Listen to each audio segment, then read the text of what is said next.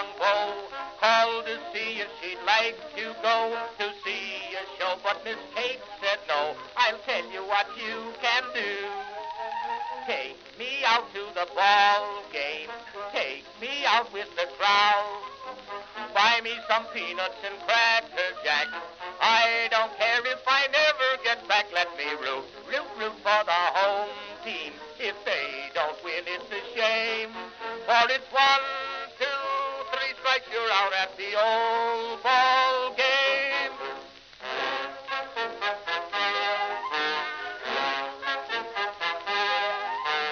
Katie Casey saw all the games, knew the players by their first names, told the umpire he was wrong all along, good and strong. When the score was just 2-2, Katie Casey knew what to do. Just to cheer up the boys she knew, she made the gang sing this song. Take me out to the ball game, take me out with the crowd. Buy me some peanuts and cracker jack. I don't care if I never get back. Let me root for the home team. If they don't win, it's a shame. For it's 1, 2, 3 strikes, you're out at the old ball game.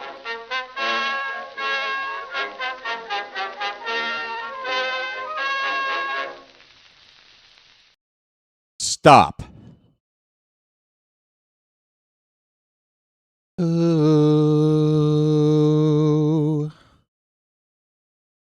Ooh.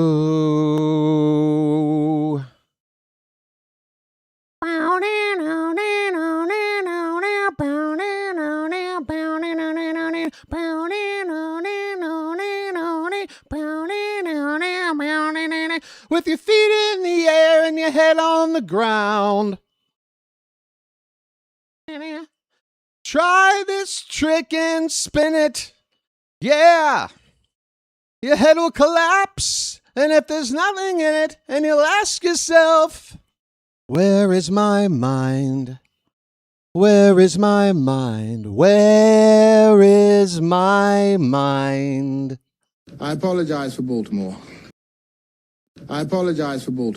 Way out in the water, see it swimming. I apologize for Baltimore.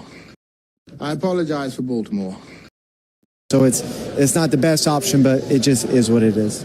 I'll do the guys quickly just to forget this one. Baltimore, you are seeing history being made today.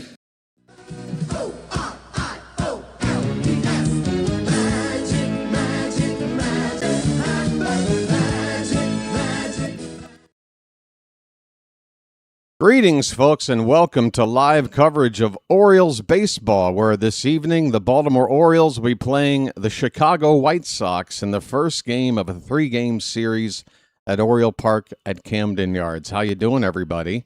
It's your old pal, the Birdwatcher here. People call me BW for short, and that works for me. Folks, what is going on with the Baltimore Orioles? What is going on?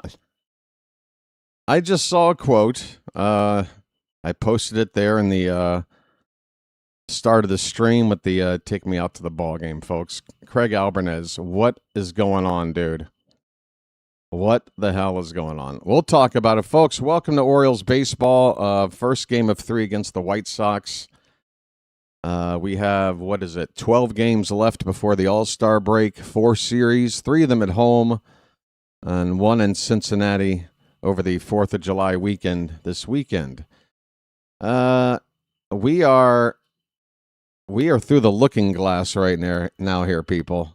This team is on the cusp of having this season fall apart. Recent play has been not good. A team that has already sort of struggled to find its footing through the first couple of months. A new manager, I'm willing to give a grace period for that sort of thing. A lot of new pieces, and sometimes it takes a little while for things to gel. Well, it does seem like a third of the way to halfway through the season, somewhere in there, that's when the gelling should start. And yet, that's about when things started to get worse honestly, these last couple of weeks.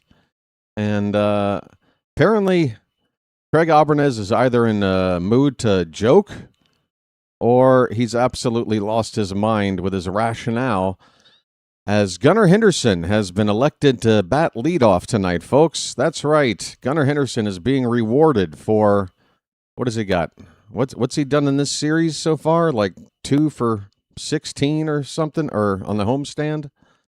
Gunnar has had, folks, I look at these numbers here. Where are they for Gunnar? Gunnar is batting .221 right now. This month of June, he's batting .224. Last month of May, he was batting .225. So he's a .220 hitter on the season, a .220 hitter this month, a .220 hitter last month. He's a .220 hitter. That's what he is until he's not.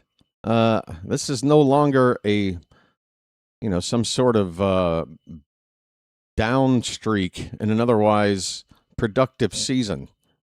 And I've been saying here for the past couple of days or so, probably should have said it a lot sooner, but, I'm willing, truly, I am willing to hang in there with things as long as, I can. And when it comes to Gunnar, I've been saying for some time that, well, first of all, when he was hitting leadoff more often earlier in the season, I said, this guy's not a leadoff hitter.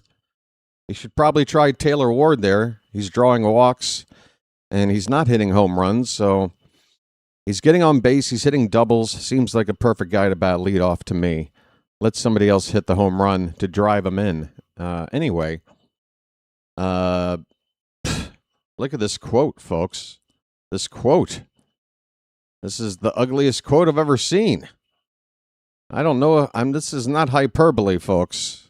I don't know if I've seen anything quite this daft. It's either tone deaf or just plain ridiculous, stupid.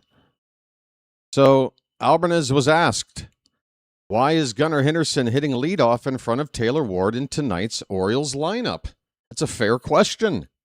Gunnar has not been hitting leadoff for at least a month now, I want to say. Taylor Ward exclusively batting leadoff. We know he hit leadoff against lefties.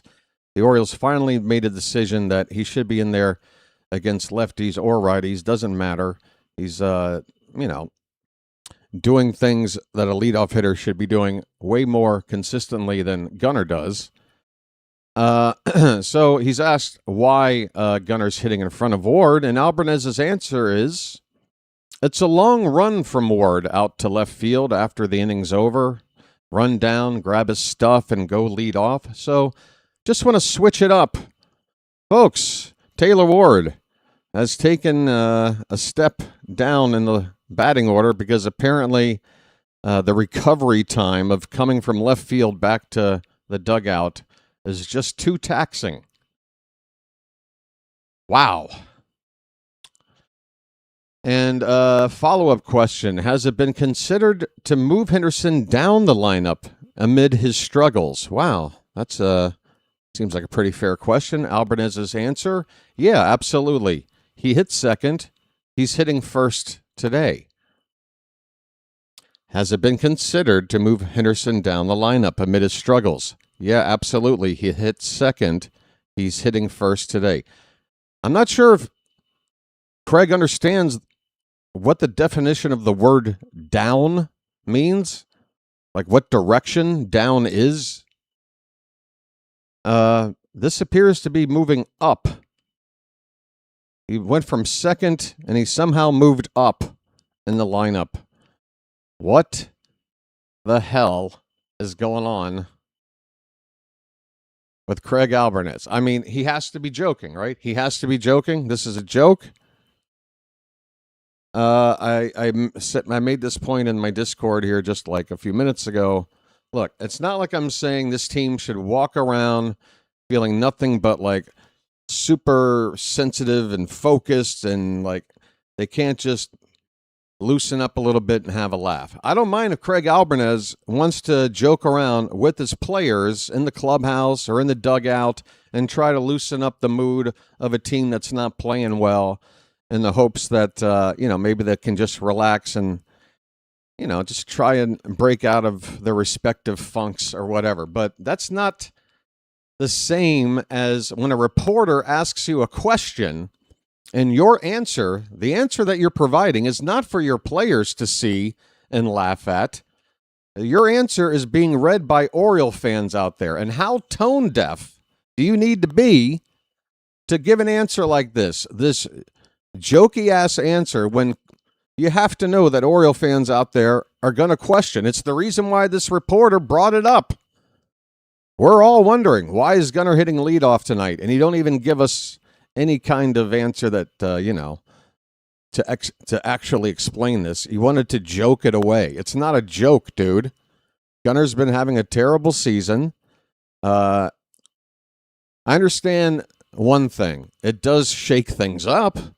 Sometimes you just move somebody to a different spot in the order.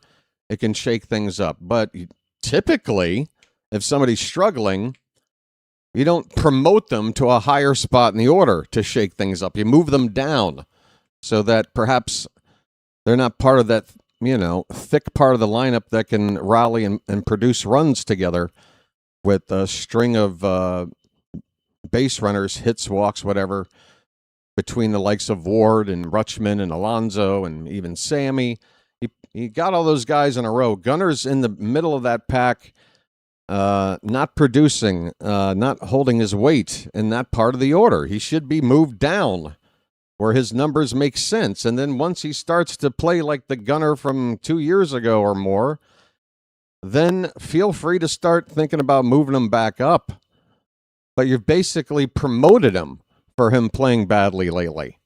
You're promoting him for this. I don't get it. And I don't know who else could possibly rationalize this. So this is the stance I'm taking. If Craig Albanese is going to treat a question like that like a joke, well, sir, with all due respect, I'm going to start treating you and your managerial decisions and your role on this team as a joke. Okay? Is that all right, Craig? You can keep joking, and I'll just treat you like a joke until further notice. Absolutely ridiculous.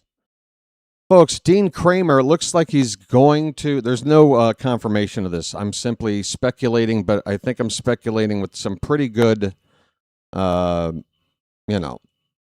circumstantial evidence here to make this call. But it looks like Dean Kramer will start the third game of this series. Currently, it's open spot. There's nobody announced for the Wednesday afternoon game. By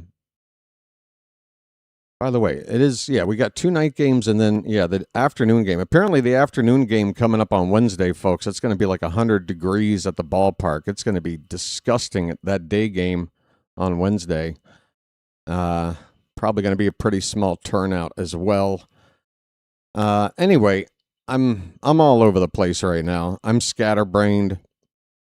And again, I wake up and I read this quote and I just said to myself, all right, fine. As much emotion, as much of my heart I am leaving out there exposed to be broken by this team lately, I'm going to practice a little bit of self defense or what's the word? I can't think of it. I need to I need to just take a step back and just say, okay, I'll just sit back and watch. I'll watch. I need to take a step back. I'm just going to watch. Let's see how we play tonight. Should be interesting. I wish I could have worded my thoughts better than right now, but again, I'm in a daze. I don't know what's going on. This team is dysfunctional, okay? We are dysfunctional right now. Now, we've got talent on this team, and when we don't get in our own way, when we don't make several mistakes to cost us a game, we do have the ability to win games at about a 40% clip. We have the ability to win games. In a given series, we're going to win a game. We're not so bad that we can't win. It's just we can't win at any sort of consistency or regularity that a team that has any aspirations for the postseason can manage. It's just this ain't working right now as is. Something's got to change. And the Orioles have made some pretty significant changes in the past couple of seasons by firing Brandon Hyde, interim manager Mancelino, and then they go out and they sell us this pitch that we didn't go for an established manager. We've got like the prodigy. We've got this guy that all the reports say that this guy just knows the game inside and out.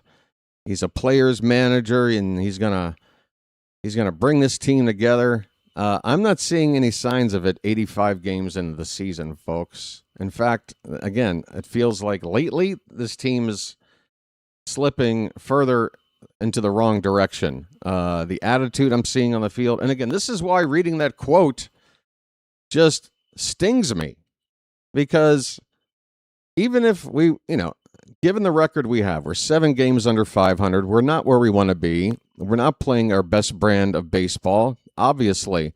But despite all that, I can have a laugh. I like to have a laugh. I like to lighten the mood. And I don't mind having that during these tough times. But it's just such a tone-deaf thing to say in that spot to us fans. I don't get it. Folks, all right, I need to hurry up and get... Dude, we're like 3 minutes away from first pitch. I haven't even gone over the matchups. There's Albanez right there. So I'm totally running late. Shane Baz is starting tonight against right-hander Sean Burke for the White Sox. Let me just run through the lineups, and then maybe if we have time, we can start talking about some statistics and things before this match starts. Well, now what's going on? Well, now I might not have the game up. What's going on here? Oh, when it rains, it pours, folks. When it rains, it pours. It would only be fitting that I can't get the ball game up tonight. This site can't be reached. Why? What do you mean this site can't be reached? You got to be shitting me. Okay. Well, then. I guess I've got something even more important to handle than complaining about the state of the ball club right now. So, folks, please stand by while I do some behind-the-scenes stuff here to try to get this game up. Be right back. Sorry, folks. Here's that awful music you guys don't like, if I can find it, because this might take a minute. Is it in here? All right, well, here's Captain Chesapeake.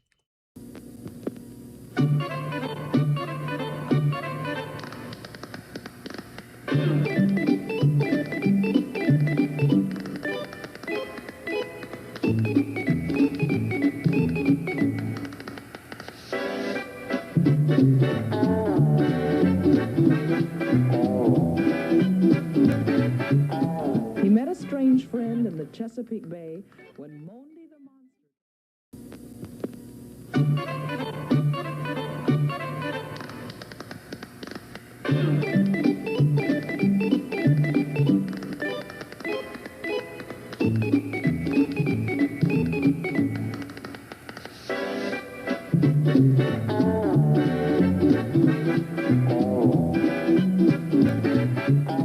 He met a strange friend in the Chesapeake Bay when Monday the monster...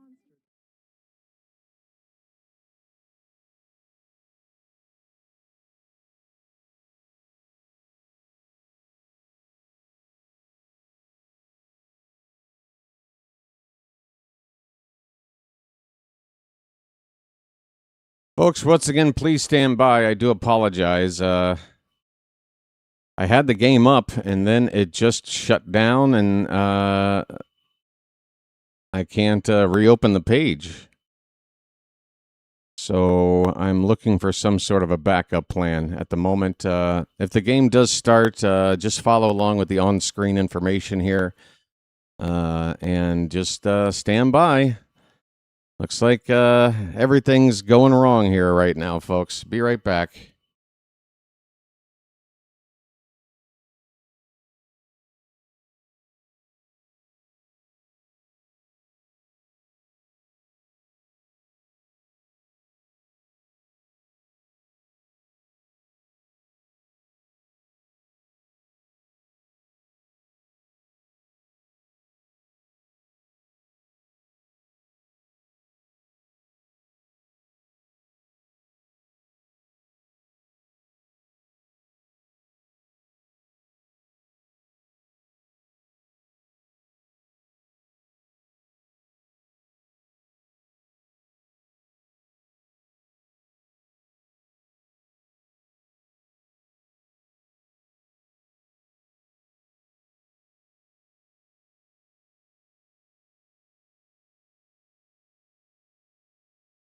Okay, I've found a backup. Probably. Well, I'm international, so I'm not bringing in any international laws, but I've got a backup. Who knows how reliable stream of this ball game that I just found. I don't know how much of a delay there's going to be with it. It might be extra long, or maybe it's better. Who knows? We're going to find out here shortly, but Shane Baz is just coming out to the mound right now to begin his warm-up pitches. And, yeah, we're already 7 past the hour. This first pitch was supposed to be at 35 after 6. All right, so, again, folks, if you're going to be watching along with me, you're going to want to get synced up. And, again, I might be pretty far behind here, so it's going to be a miserable experience if you're watching the game and listening to me, because I'm going to be probably far behind. You're going to want to pause your game after the first pitch and just wait for me to catch up and call it. As soon as I've called that pitch, you unpause, and then we're all synced up, folks. Again, it's Shane Baz on the mound against Sean Burke, a couple of right-handers. Here's the lineup for the Chicago White Sox as they are about to get ready to hit. Leading off in left field, it's Sam Antonacci. Miguel Vargas will bat second and play third base. Colson Montgomery, the shortstop, will hit third. Kyle Teal will do the catching and bat cleanup. Randall Grichuk is the DH hitting fifth. Braden Montgomery will be in right field hitting sixth. Tristan Peters will bat seventh and play center field. Chase Mydroth at second base hitting eighth. And Jacob Gonzalez, the first baseman, batting ninth for Chicago. Still waiting. Yeah, and I'm definitely behind because I'm already seeing one out on my game day screen. So we are definitely far behind with the stream I'm watching here, folks. But maybe I'll have a chance to get the proper stream up after another inning. But for now, let's play baseball. First pitch of the ball game's popped up to left field. And Taylor Ward, stepping to his right, will make the catch. It's an easy fly ball out to begin the ball game. And hopefully we are all... Thank you, B. More Dubs, for the play-by-play. Appreciate it. Think I've got it from here. One out in the inning. The batter now is Miguel Vargas. Again, Shane Baz on the mound for the Orioles. See if I've got Baz's season numbers up here somewhere. First pitch to Vargas is a strike at the bottom of the zone. Baz with a record of 4-8, a 4.31 ERA. He struck out 81 batters over 94 innings. Walking 35, he's given up 9 home run balls. This curveball stays high to Vargas, and the count even at 1-1. Folks, once again, apologies. Well, it does show Vargas. here with no count yet.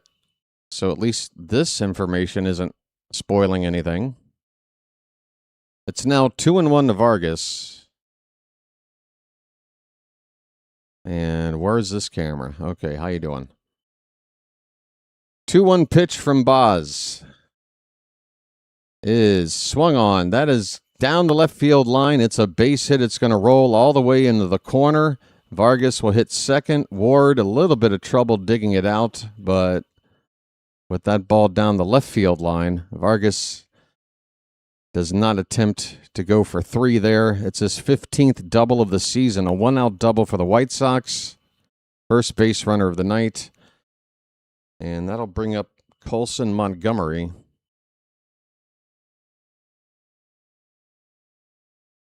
Montgomery hitting .221. He is supposed to be one of the bright young star players for the White Sox. He does have 20 homers now already on the season. OPS just a little under 800. He's hacking at the first pitch, and he fouls it behind the plate. Folks, once again, my early morning ritual of getting ready, running down to the 7-Eleven and all that, got me a little bit hot. It's going to take me an inning or so to cool down. It's still waiting for some rain out here, folks. I did feel some drops while outside. Just little drops. Maybe today's the day. That pitch low and in, the count 1-1 on Colson Montgomery. Runner at second with 1 out here in the top of the first. Are they showing any pitches on this balls and strikes diagram I have up? Every time I cut back, I'm not seeing it. Oh, there's one. Okay. Knuckle curve hits the outside edge near the belt. Well, not near the belt, but belt high to Montgomery. The count is a ball and 2 strikes.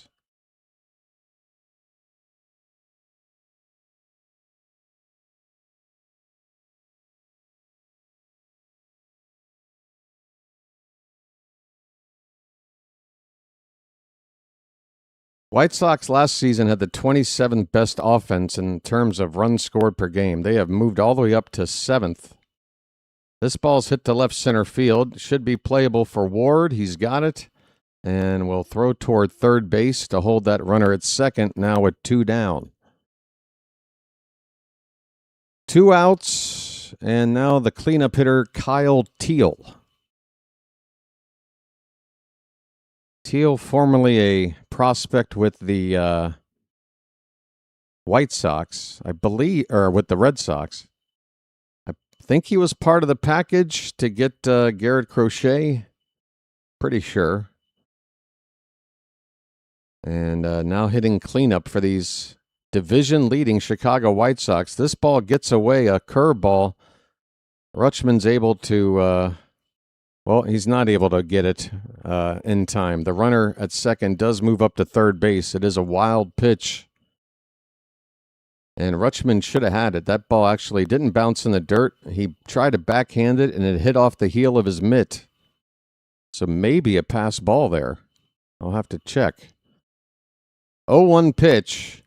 And Teal goes around. It's 0-2. One more strike and we get out of the inning. White Sox have a runner 90 feet away from scoring.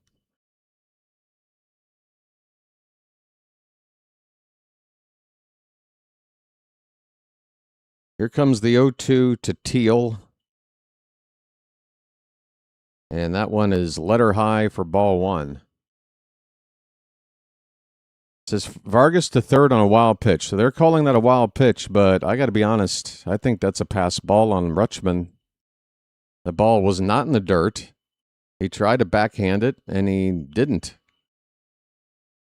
1-2 pitch. That one is in the dirt, and that one does bounce away a few feet, but with the runner at third, he's not trying to break for home. 2-2 the count right now.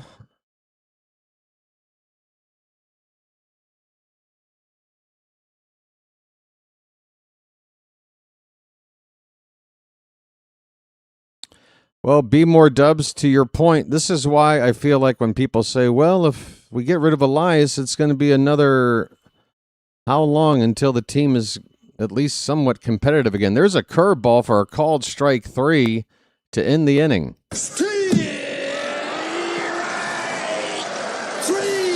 Well, y'all come back now, you hear? Well, let me put this. Give me this camera. Give me this camera. How you doing? Folks, let me tell you something.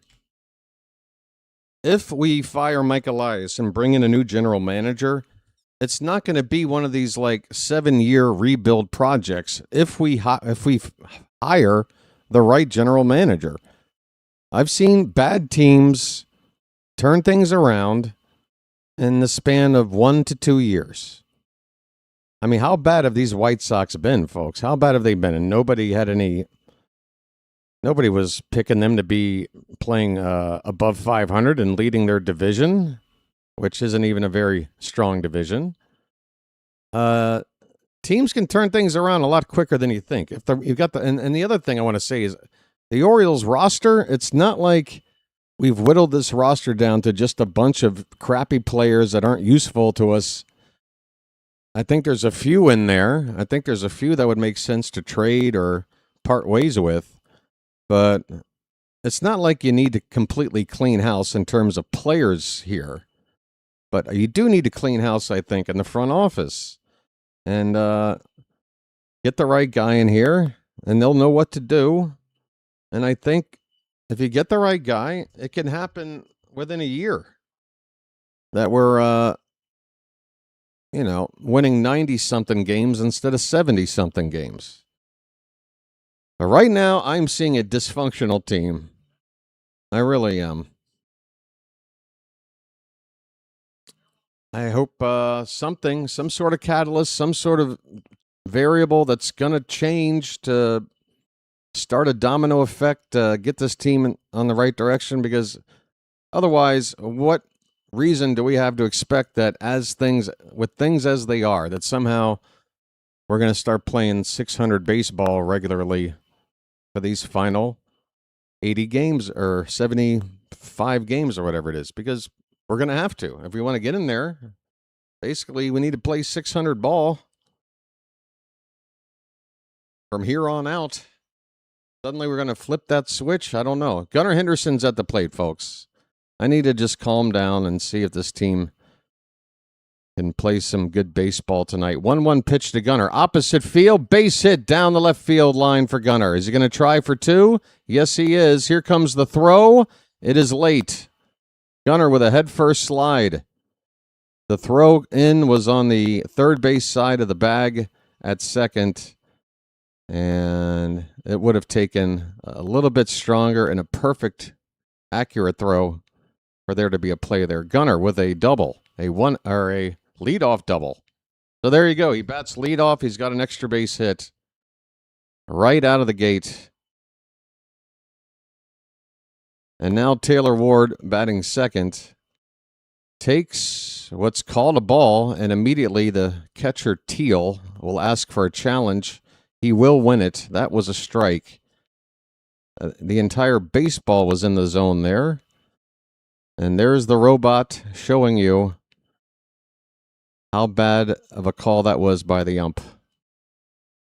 By the way, it's Bruce Dreckman, and this is the umpiring crew that's got a couple of guys you might remember. 0-1 pitch to Taylor Ward is a jam shot. He pops it up to center field.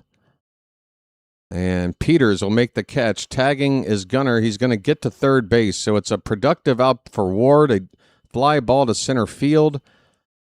And Gunnar will get the base to set up a chance to drive him in with only one out.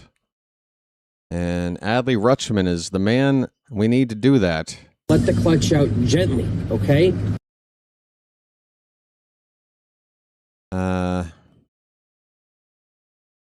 I think Gunnar had the speed to tag and move up. Sun or no sun there, be more dubs. But yeah, there is a big patch of sunshine in the center to right field part of the ballpark right now. Adley goes to left. This should be able to be deep enough to score the runner. Here's Gunnar tagging and coming in. Throws cut off halfway to the plate. and Gunner scores without a play. Folks, the Orioles, get them on, get them over, and get them in. 1-0 Baltimore here in the first. Okay. It's magic.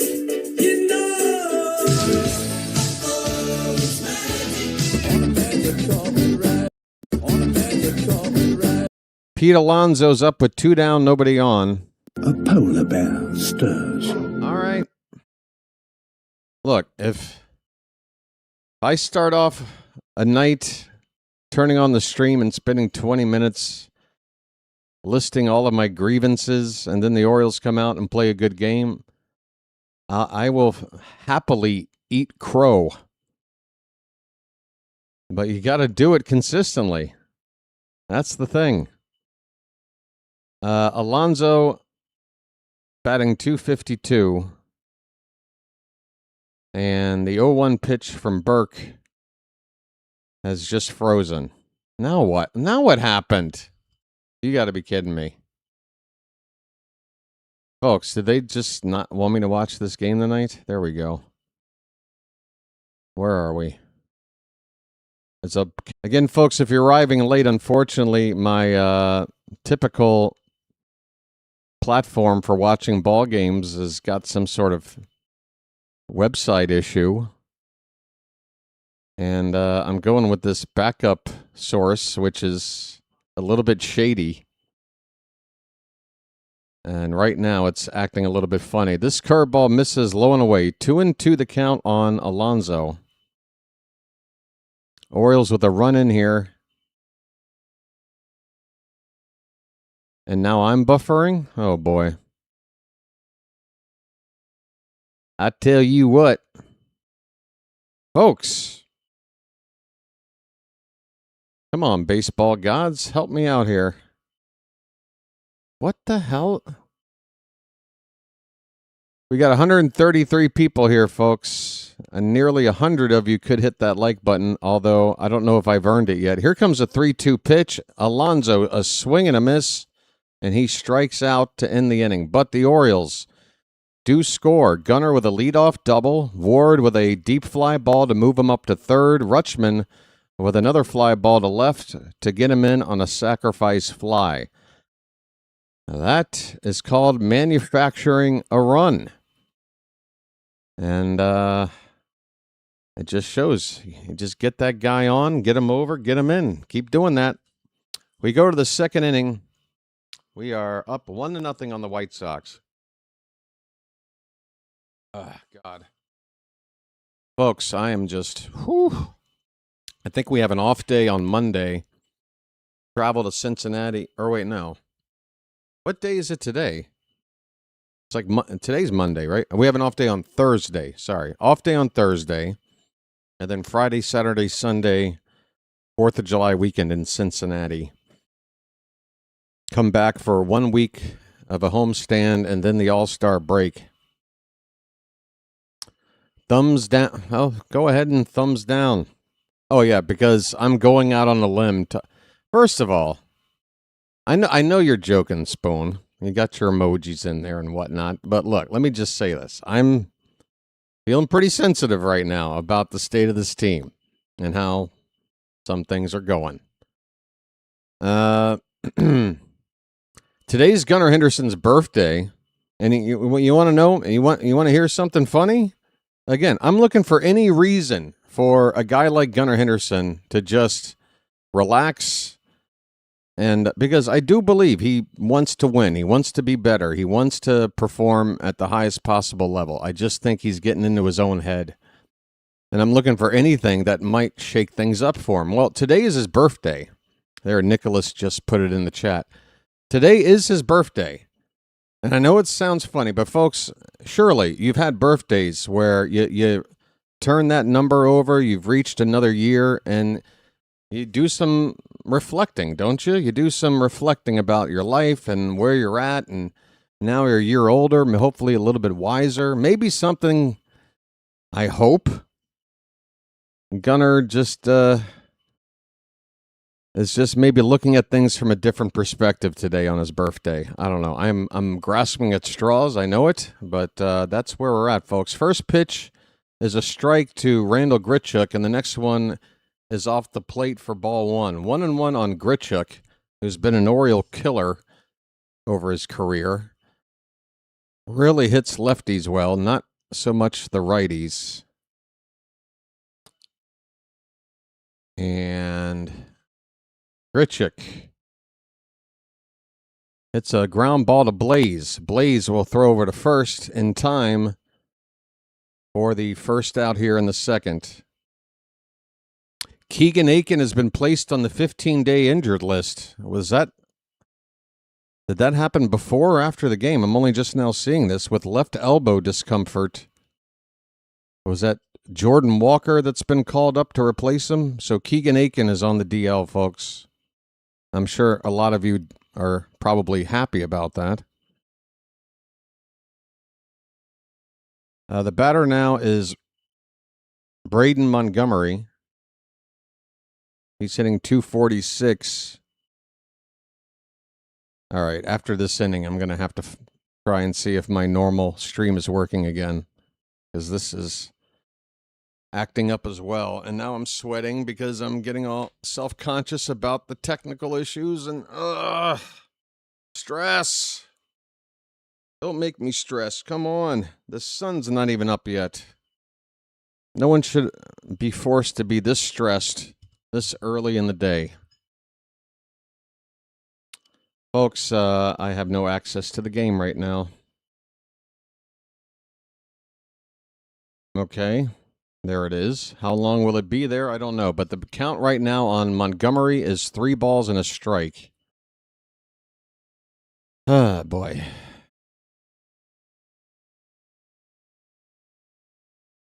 Yeah, this isn't helping. That is ball 4. Montgomery has walked. A 1-out walk for the White Sox here in the top of the second. And the new batter, Tristan Peters, center fielder. Sorry.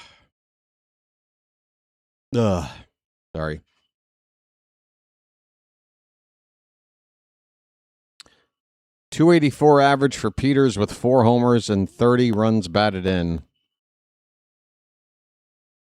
First pitch. Come on, don't freeze. What is happening here? Okay, I can't do it. Folks, ball 1 to Peters. This thing is basically cutting off and on every 5 seconds. It's unwatchable. It's driving me crazy. And I'm sure you're not having fun listening to me crash out.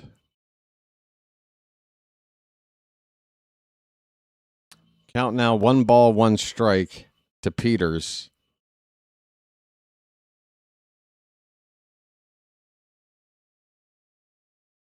This ball is swung on and hit to the right side.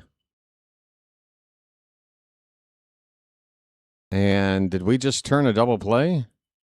God, this is not listenable. You can't listen to me call a game this badly. It looks like a 4-6-3 double play started by Jackson Holliday, if I read it right.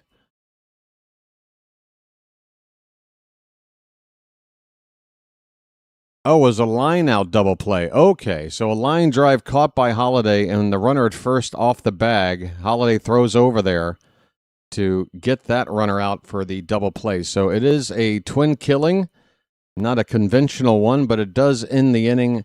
The Orioles still lead it 1-0 after the double play. All right, folks. I'm going to try and get my normal stream back up, so give me a minute to take a look at that. Be right back.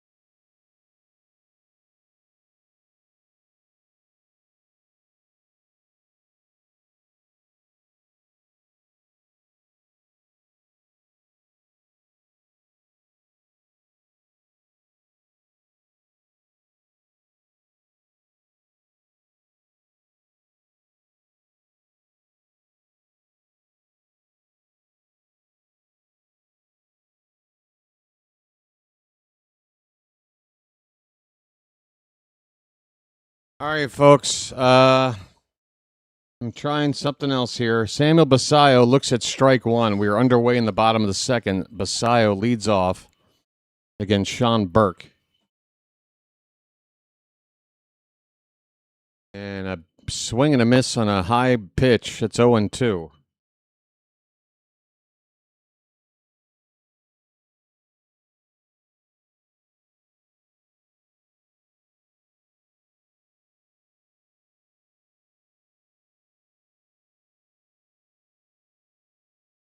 Oh, 2 pitch is fouled back. Folks, you might need to get synced up with me again, maybe on the next batter. But right now, Sammy just fouled off an 0-2 pitch. The count remains the same. Leadoff hitter here in the bottom of the second inning. Burke's next pitch is a breaking ball hit in the air to center field. Peters moving in toward his right and a near collision with the left fielder. Peters does make the catch, but some communication issues there between Peters and the left fielder, Antonacci. 1 out in the bottom of the second. This appears to be a more stable stream, but again, folks, you might need to get yourself synced up with me again. Dylan Beavers is at the plate right now. And the first pitch coming to Beavers. Burke into his windup. Here it is. And he looks at one off the plate by an inch at 97 miles an hour. Ball 1. Nice beaver. Thank you. All right. All right. Hey, Rhino's here. Give me this camera. All right. 1-0 pitch outside again. A couple more inches out. It's 2-0 to Beavers.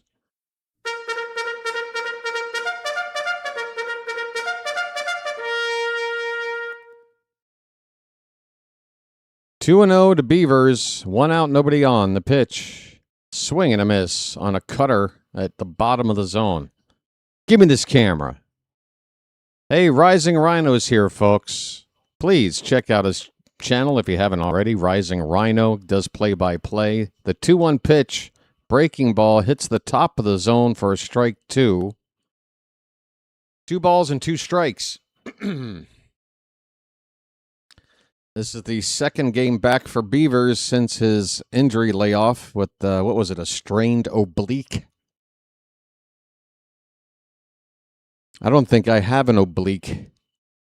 I just have a gut. 2-2 pitch foul back. We'll do it again. Folks, give me this camera. There we go.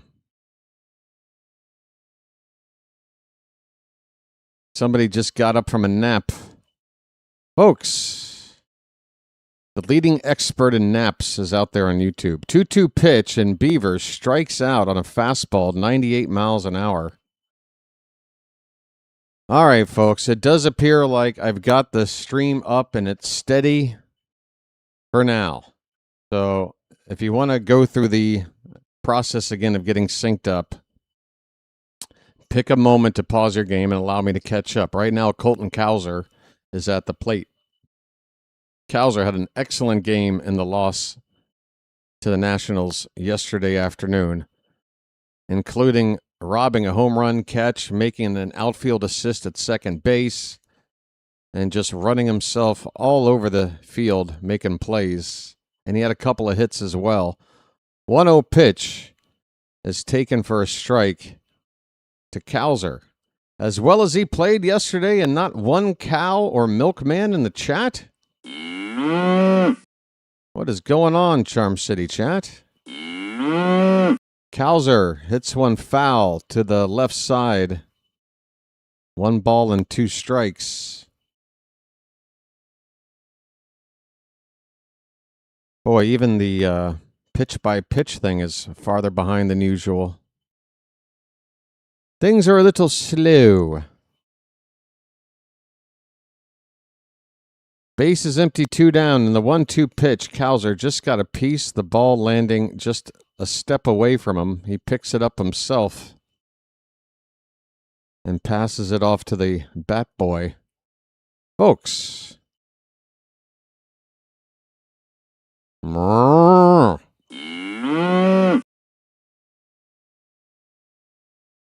1-2 to Cowser. And a swing and a miss. He strikes out on a foul tip, and the inning is over. Nothing doing here for Baltimore in the second. Folks, you know what I just realized? The sound that a cow makes, it sounds very similar to something like this. Yeah.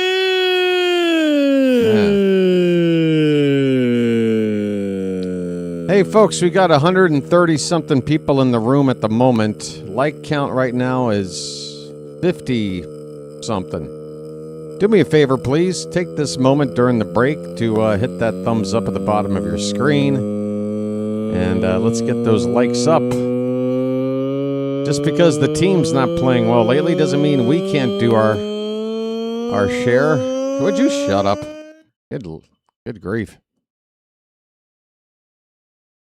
I gotta go. We've got cows. Yeah, I know.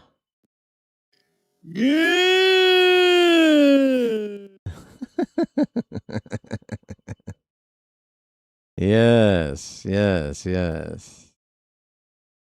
You know what? With the things the way they're going right now, I might need to just queue up a little something on the side. You know, maybe I can find something to play in the background between innings for a laugh. Let's see. I'll just go to this channel. I'll hit the search button and I'll type in one special word. Diary. There we go. Diary. Let's see. Let's just random. Goddamn motherfucking high-blunted ass you rode in on. I'm sorry? Sorry, folks. I hope you didn't hear that. Apparently, somebody with Tourette's has a YouTube channel. Folks, we are back underway in the top of the third inning.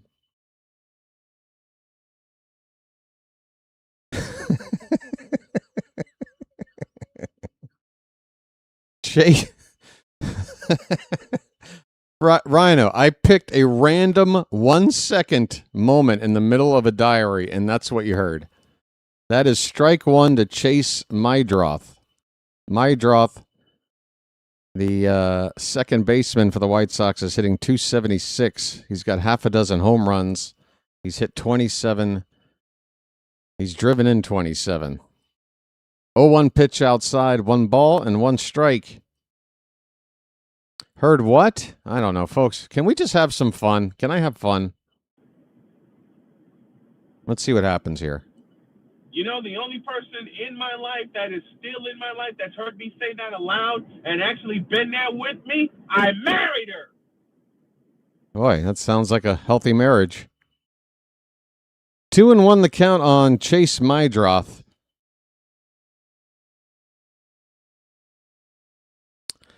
The 2-1. Foul back, 2-2. Folks, we've got some... What did Albie say? Oh, B-dub. Oh, my. I don't know if you want to know. He had some interesting thoughts about why Taylor Ward needed to bat second today and move Gunner first. Shane Baz's 2-2 pitches head high for ball 3. I'm going to hook you up there, B-dub 410. When asked why is Gunnar Henderson hitting leadoff in front of Ward in tonight's lineup, he said this, quote, "It's a long run from Ward out to left field after the inning's over and run down and grab his stuff and then go lead off. So I just want to switch it up." Folks, that's ball 4. A leadoff walk for the White Sox. Chase Mydroth at first base now. Phantom is here. Oh, with a retracted message right out of the gate. Uh-oh.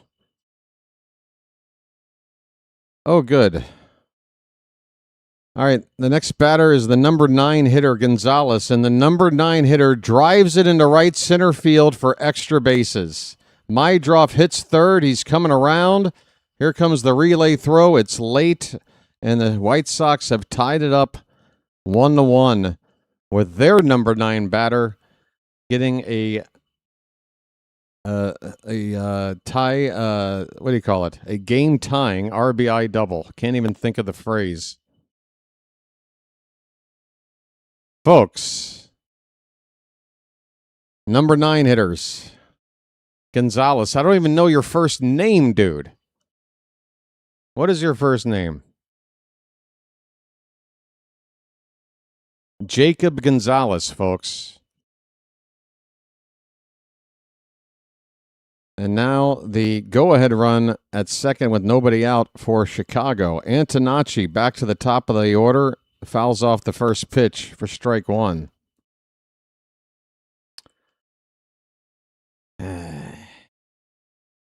Yep, Phantom.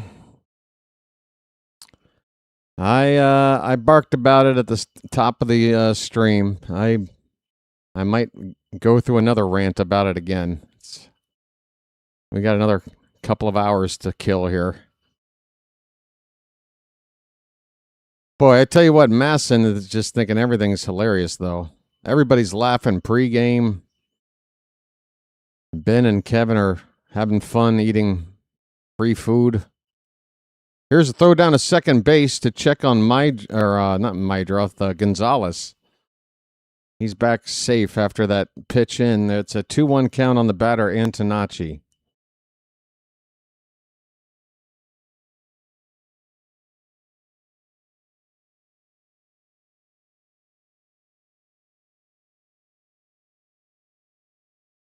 The 2-1 pitch.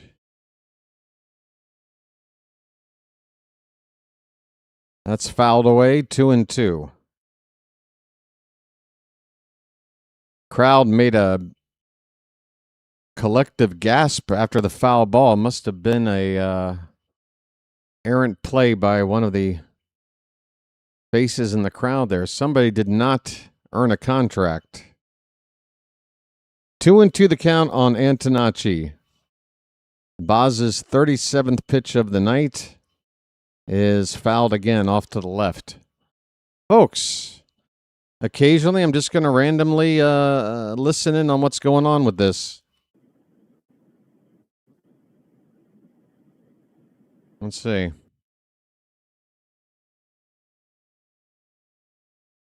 All right, apparently nothing's going on. Here's the 2-2 pitch. Hit in the air to center. Oh, God. Backing up, still backing up is Colton Cowser. He makes the catch. The runner will tag and move up to third base with only one out. It's a productive out for the White Sox. They have moved the go-ahead run to third with only one out on that fly ball to deep center field.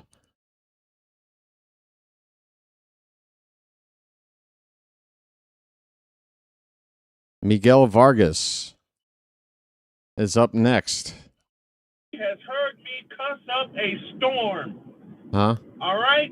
I've had my late mother, bless her heart, but I'm getting this off my chest. I've had my mother tell me, oh, no one's going to like you if you have a mouth like that. Man, shut up! Okay. Miguel Vargas looks at ball one. He doubled back in the first inning. The Orioles have the infield in, although the third baseman, Blaze, is playing a little deeper than everybody else. 1-0 pitch. That one just missed the corner, outside corner at the knees. 2-0 to Vargas. We're tied at 1 in the top of the third. 2-0 pitch. That's low. 3-0. Oh, boy. Oh, boy. Hey, by the way, folks, again, Dean Kramer looks like he's going to start the third game of the series on Wednesday afternoon, although he might not appreciate the timing because apparently it's going to be about 100 degrees on the field during that afternoon game this week. Ball 4 to Vargas, and that'll bring up the left-handed bat, the number 3 hitter, Colson Montgomery. I don't like the walk here, but it does set up one potential get out of this still with the game tied situation. That is a ground ball double play now is on the table here. If we can get it out of Montgomery. He flied out his first time up First and third, one out for the White Sox, 1-1 ball game in the top of the third. Strikeout or a double play, please. Here comes the we're going to throw over to first. Vargas back standing. A mound visit. Us? Bantam. Is everybody on goofballs now? Mound visit. Here's a foul at the plate. It's 0-2 to Montgomery. What is... Oh, I'm sorry. 0-1. I forgot. The first pitch wasn't a pitch. It was a throw to first. So 0-1. Excuse me. Mound visit?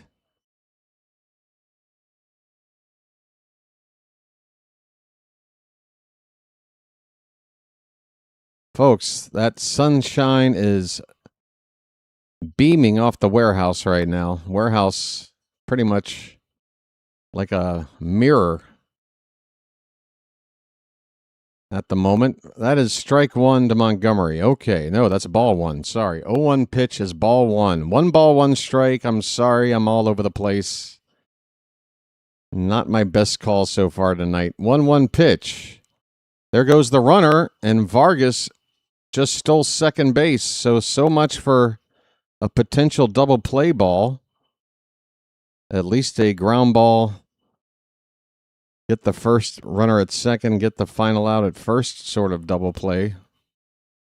Second and third now for the White Sox with 1 out after a stolen base by Vargas.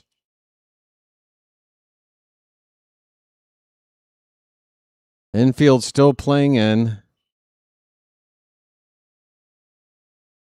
The 2-1 to Montgomery is up and in for ball 3. And now Boz is 1 pitch away potentially from loading the bases and giving up back-to-back walks.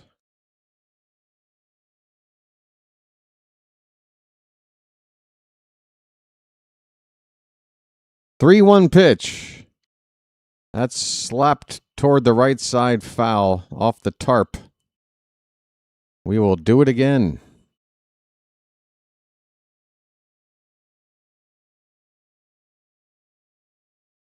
Crowd making a little bit of noise. They might have been prompted by some sort of scoreboard prompt. Make more noise, guys. We need a strikeout or something. Here's the 3-2 pitch. And Montgomery fouls that one behind the plate. A breaking ball. Still 3-2. Pitch number 7 of the sequence coming up. And now Boz closing in on 50 pitches here. Another payoff pitch to Montgomery. And that's on. Tap! Oh, the ump made a late strikeout call. Damn, Blue. That strikeout call was late as hell.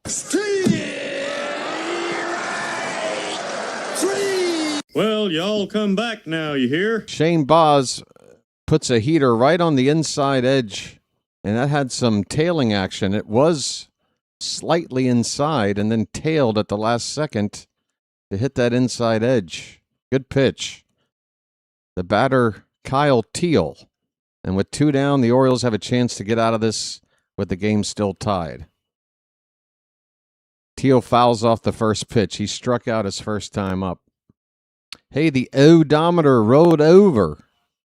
Folks, new subscribers, thanks. Welcome in. The 0-1 pitch. Fouled again. It's 0-2. Folks, 1 more strike keeps it tied. Come on.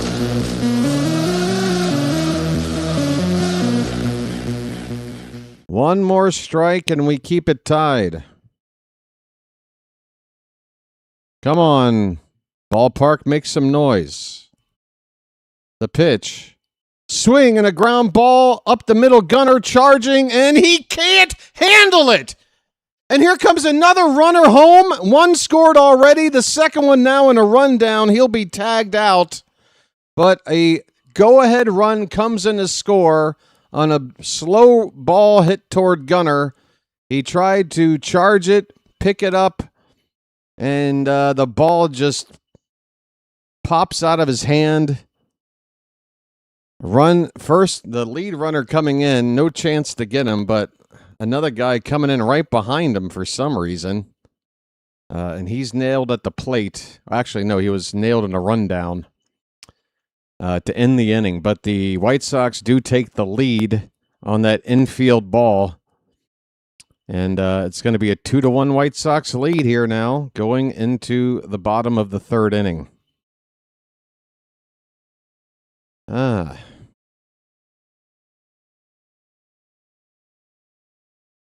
haven't forgot about any hat. Do you want to add that to the list of promotions for the ballpark this year? Sure. How about a tinfoil hat? I think that would be an appropriate giveaway. Hey, folks, we got 153 people here right now. More than half of you have not hit that like button. I'm not upset about it. I'm just going to gently persuade you to please hit that button. Let's get the likes up to 100.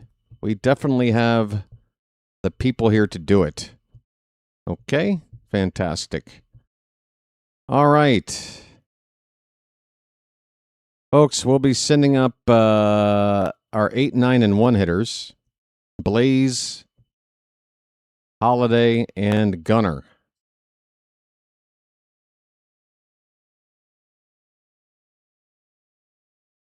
Oh, it was an absolute gift. I don't know what they were thinking, sending a second guy around when the ball was already there to get the first guy.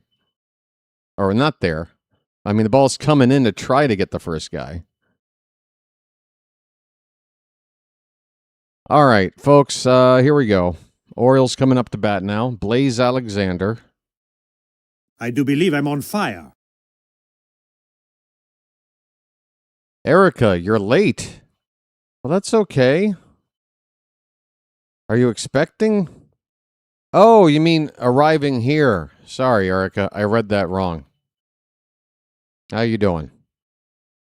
Blaze Alexander takes ball 1. He's hitting .302. Pitch up and in. Sorry, Erica. You gave me some PTSD from former girlfriends. 2-0 the count on Blaze. They were all false alarms, folks. Don't worry. They were all false alarms. 2-0 pitch. And that is a strike, top of the zone. 2-1. Blaze batting over 300. 302 at the moment.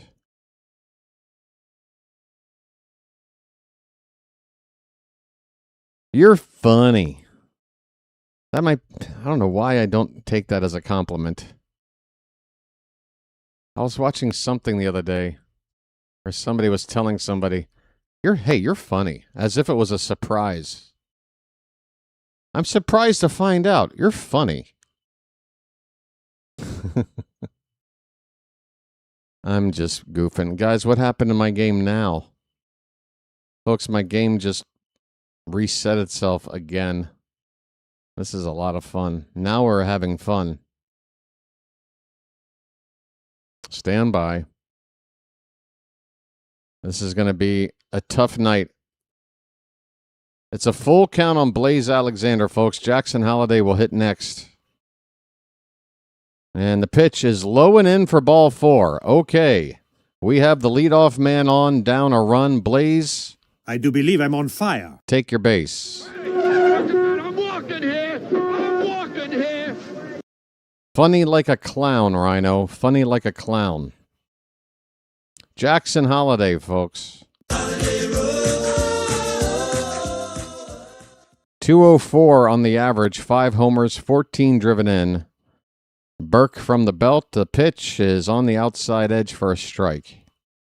Fastball at 98. Folks, give me this camera. How you doing, everybody? I hope you're enjoying tonight's coverage. Holiday with a count of no balls and a strike. The ball hit up the middle and past the diving glove of the second baseman for a base hit. Blaze is chugging around second. He will make third base. No problem. And the Orioles now with runners at the corners and nobody out. With Gunnar Henderson, who's already doubled to start his night. First time up, is up for a second time. In a big RBI spot. Come on, folks. Turn on that sprinkler and let's go.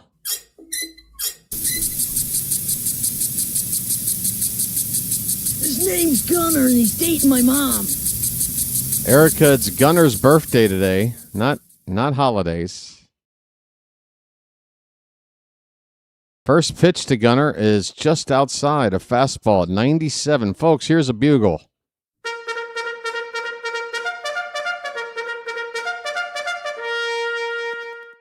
Gunner's OPS lifetime playing the White Sox is the second highest against any team. He likes to hit against this team. Pitch up and in. He gets jammed. He fouls it back. 1 ball, 1 strike.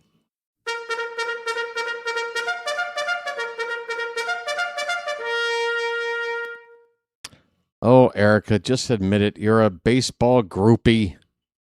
If I put on a uniform, you'd be all over me. Come on. 1-1 to Gunner. Throw over to first. And Holiday back. Nobody out. Lots of different ways to get that tying run in. Hopefully we'll do more than that.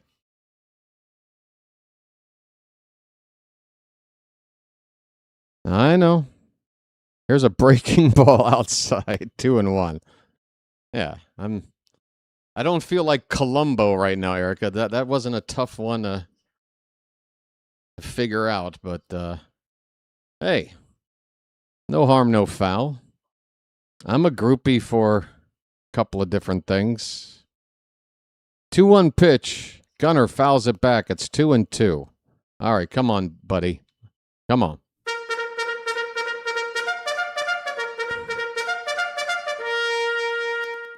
I got to call a game in a uniform. I'm going to look like Tommy Lasorda in that uniform, Derek. I don't know.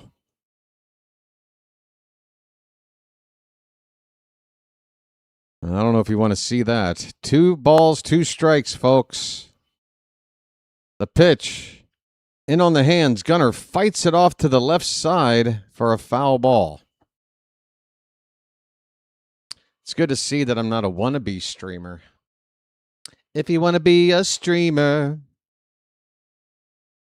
you got to know how to bullshit. Huh? What? Sorry. 2-2 the count. The pitch to Gunner is up and away for ball 3. Folks, full count now. Gunner working the count. Come on.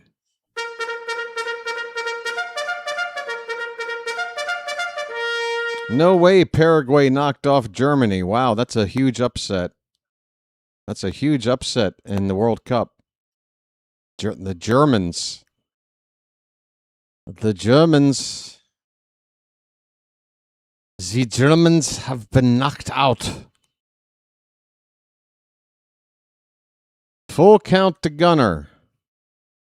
The payoff pitch. Burke holding it. Here it is. Breaking ball outside, ball 4. Gunner with a great at-bat. And look, I said I would happily eat crow if moving Gunner from second to first in the order was somehow going to be beneficial to this team, because he's had 2 good at-bats in his first 2 trips up leading off tonight.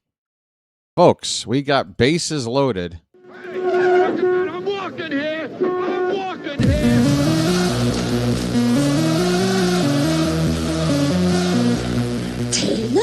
Taylor Ward. Taylor Ward. Off of Sean Burke. He's 4 for 10 previously. 2 of those 4 hits were doubles. Orioles down a run, but they got the bases juiced and nobody out. Lots of speed on the bases, too. Blaze, Holiday, and Gunner. First pitch. Breaking ball lined and caught by the third baseman, Vargas, for the first out.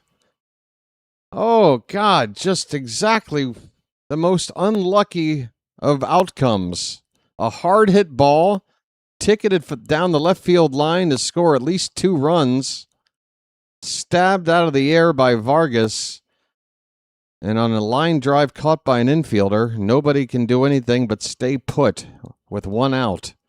And now Adley Rutschman has got to get somebody in this at-bat. Come on, man. First pitch to Rutschman is a strike. Did the ump call that? What did the ump call that? Who's challenging this? That was a strike. Whoever is challenging this... Well, my game just froze, so I guess I'm just going to have to wait and see.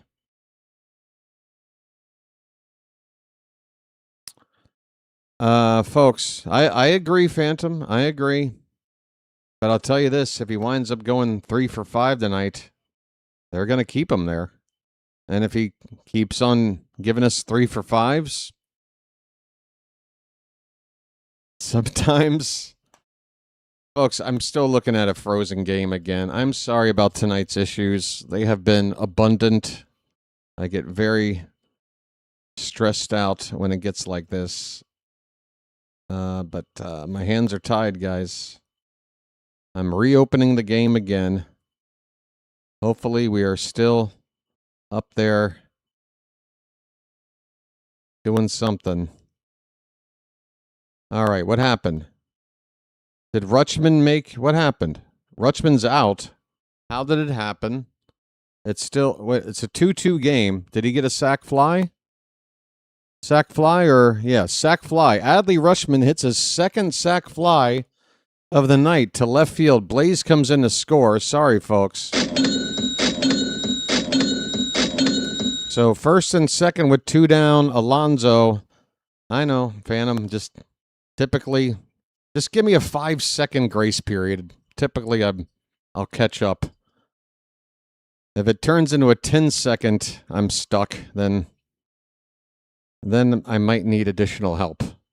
This pitch is fouled back. The count is 0-2 on Alonso. First and second, 2 down. It's now a 2-2 ball game. The Orioles get one back.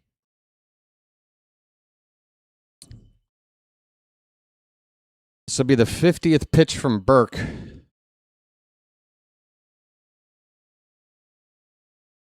And here it comes. It is fouled back. Alonso chased one above the zone. But with 2 strikes, he didn't want to risk taking it. Another 0-2 pitch coming up.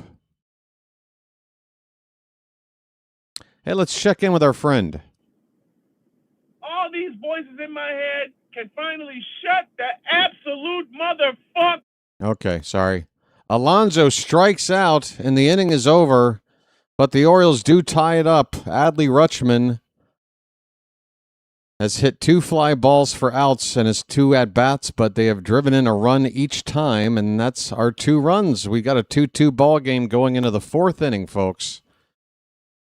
White Sox 2, Orioles 2. Folks, you know the man behind this sound, right?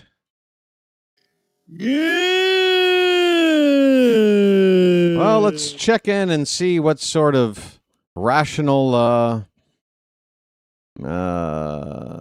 comments he has to make here. Up! Sorry? Shut the fuck up! Oh. Leave me the fuck alone!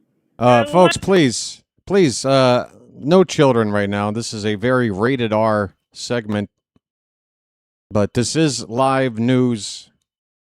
This is breaking news, folks.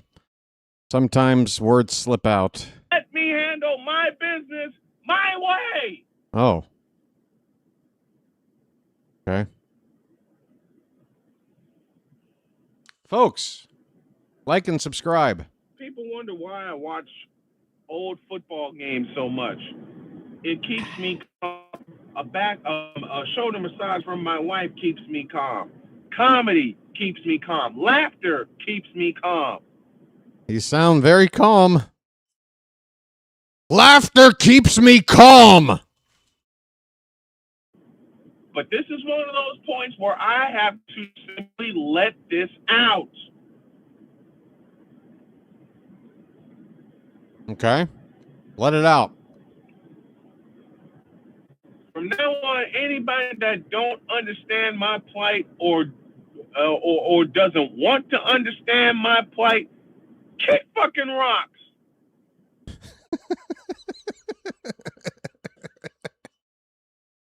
Wow. All right, folks. Top of the fourth, Randall Grichuk will lead off for the White Sox. Right-handed hitting DH. And Boz's first pitch misses low and away for ball one. Folks, I'm eating a room temperature grilled cheese. Sorry about that.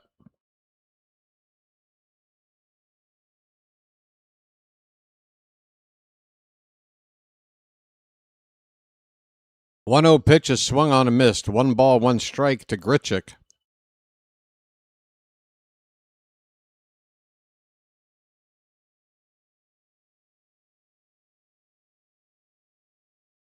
Oh, so the umpire had called that pitch a ball? That might be the worst strike called a ball that I've seen this year, Phantom. I couldn't tell because my game, once again, delayed a bit. I didn't quite see what happened. 2-1 the count. Here's the pitch. It's outside. 3-1 on Grichuk, leading off the top of the fourth.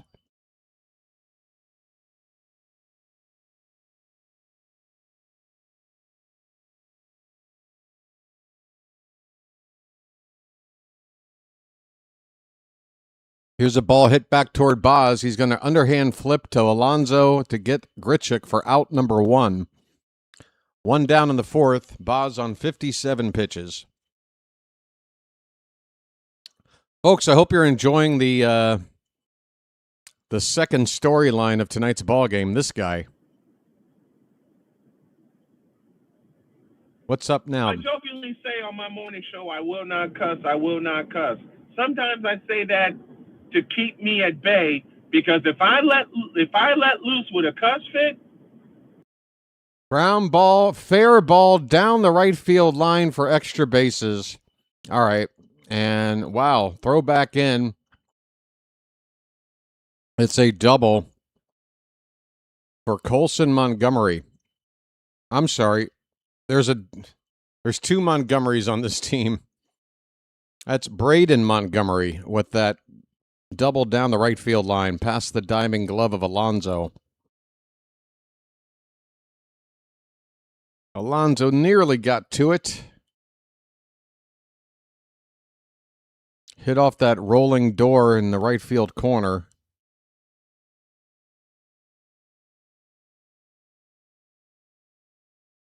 The batter, Tristan Peters, 1 out and a first pitch strike on a curveball.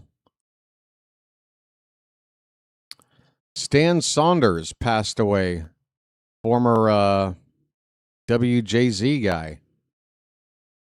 I don't have much memory, Paul, but yeah, I'm sure it means a lot to a lot of locals. We still have Marty Bass around, right? Marty Bass still around? As long as Marty Bass is here, everything's fine. 0-2 the count on Peters.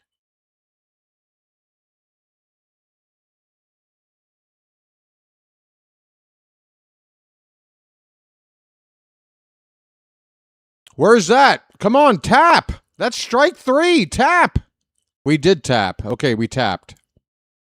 This should be out number 2.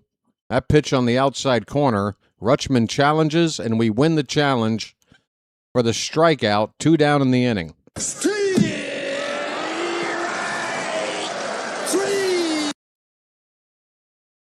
Well, y'all come back now, you hear? Yeah, I figure Marty was retired. I just want to make sure he's still with us. And Marty should just be chilling every day, having fun, being one of the legends of the city over the past 30 years or more. I grew up on Marty Bass. I used to love the morning show, the early morning show before I'd get ready to go to school with Don Scott and Marty Bass. Because it didn't feel like a news program. It felt like just a couple of friends yucking it up every morning. And I enjoyed it. Folks, Chase Mydroth is at the plate with 2 down and a runner at second base. And I am dealing with yet another issue on my stream here. I have to open it again. It's been pretty bad all night long. I'm trying not to stress out about it. I apologize for it probably ruining your experience. Mydroth has a count of 2 balls and a strike right now, and the 2-1 pitch is fouled away. So 2 outs, 2-2 the count on the batter, and a 2-2 ball game with a runner on base number 2. Folks, deuces are wild right now. 2s everywhere. Oh, did Marty just retire? Full count. Now, Joel just hears the name Don Scott and it makes him laugh. Why is it funny there, Joel? Are you making fun of my boy Don Scott, one of the best beards in the business? Mydroth with a 3-2 pitch. That's hit on the ground to second. Should be routine for Holiday. He throws to first in time and the inning is over. The Orioles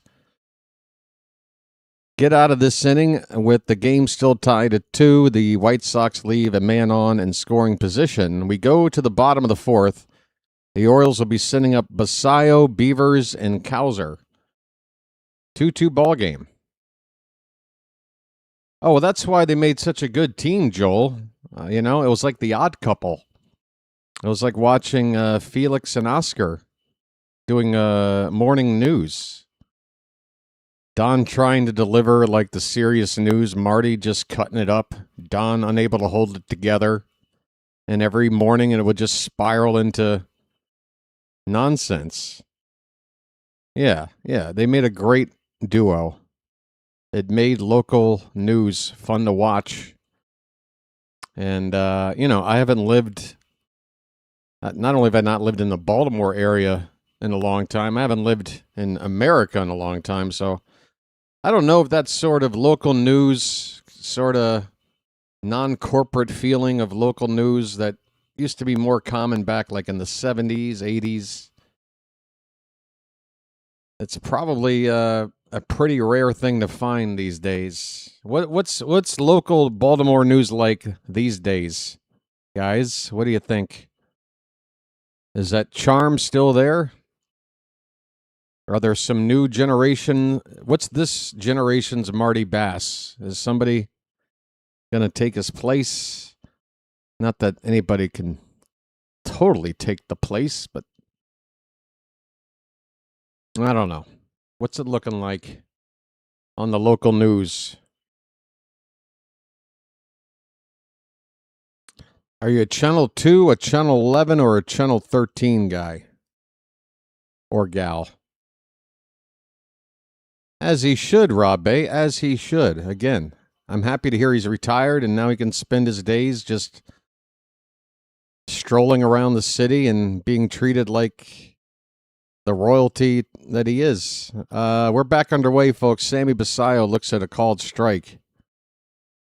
Basayo flew out first time up 0 for 1.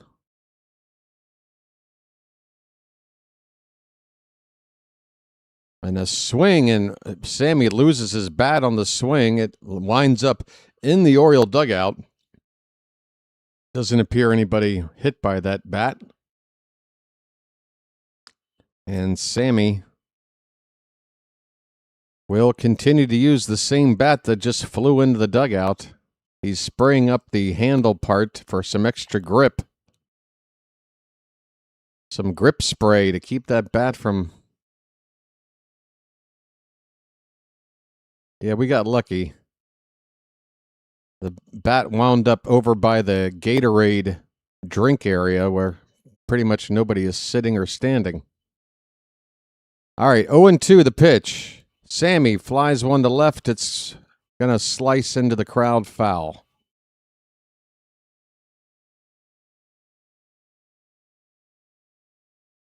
Yeah, I'm sure that's happened in a lot of places over the years for a lot of different jobs, Joel, where Sammy swings and misses at a curveball in the dirt, and Sammy, you going to break this bat, or are you going to just suck it up and wait for the next chance? No broken bat from Sammy. A slight improvement. That's one out here in the bottom of the fourth. Oh, did it ricochet and hit Brandon Young? All right. Sammy, be careful. Here's Dylan Beavers. First pitch popped up, left side and out of play. Yeah, you got to think. There's been so many scenarios where somebody starts a job somewhere and says to themselves, well, as soon as this guy is out of the picture, I know I'm going to be the guy. And then like 40 years goes by. This pitch is high, 1 ball, 1 strike. Like maybe there was another announcer for the Dodgers the year after Vin Scully started and said to himself, well, I'm a year behind Vin, but eventually, as soon as Vin hits the bricks, I'm going to take over this top announcing job for the Dodgers. And then, 70 years later, oh, wait a minute. I'm dead now. Sorry. The count 2-2 on Beavers. Folks, I'm definitely not in my proper state of mind right now. Nice beaver. Thank you. I'm just all over the place. I'm a loose cannon, I think is the word you're thinking of. 2-2 pitch. Beavers hits it hard to right center. Come on, get up, get up. That ball is caught on the run, and slamming into the wall is Tristan Peters with an absolutely magnificent catch, sacrificing his body, running full steam into the wall, and holding on to that baseball, robbing Beavers of at least 2 bases. Beavers clobbered this pitch. With a little more lift, it gets out of here for a home run. Tristan Peters absolutely sacrificed himself to make that out. My goodness, that's a baller right there. Tip of the cap to Peters. 2 down now for Colton Cowser. Now, Cowser would have done the same thing. He would have done the same thing. In fact, yesterday he did do the same thing. He did a few different things in that outfield. He looks at a curveball that hits the outside black for strike one. Strike one on Cowser. 2 down, nobody on. We're in the bottom of the fourth. No way. Peters used to play for the Bananas? Well, I'm sure he's used to the acrobatic catch. Okay, I just heard the word bananas out of the mouth of Kevin Brown, so I'm guessing that's how that information got brought to light. 62 pitches from Burke. 2 down, the 0-2 pitch to Cowser. Inside, 1-2. Yeah, I mean, if he's that good, if he used to play for the Bananas, then a fly ball to him, he should be able to catch it behind his back or do like a backflip and then catch it. You know? Like, do something Harlem Globetrottery. That's a new adjective, folks. Harlem Globetrottery. Look it up in the dictionary. Folks, my game is paused again, and I'm going to refresh it again. Apparently, I have to do this every 10 minutes in order to watch the ball game. I'm getting pretty annoyed. It's a full count on Colton Cowser right now. Imagine losing to the White Sox. Well, Jack, they have a 4 games over 500 record, so more teams have lost to them than have beat them, Jack. And the season's more than halfway over, Jack. Oh, can't handle friendly trash talk. So he came in with a stupid comment that made no sense and then couldn't even you couldn't hold back your identity until comment 2. Nice seeing you again, buddy. Come on back. By the way, your Yankees got swept. 4-game sweep at the hand of the Red Sox. I'm sure you're enjoying that, aren't you, buddy? That's probably why you're over here to visit me. You're looking for something to get over getting swept by the Red Sox. 4-game sweep. 4 games. Dickweed. 2 down with a runner at first. The batter is Blaze Alexander. And here's a throw down to second base, and that's going to be a steal there for Cowser, folks. That cow is fast. 4th steal of the year for Cowser. Great jump. Great jump there. He timed that perfectly. And now he's in scoring position with 2 out. A base hit could give us the lead now. The 0-1 pitch to Blaze. And, he took it. It's on the inside edge for strike 2. 0-2 the count, folks.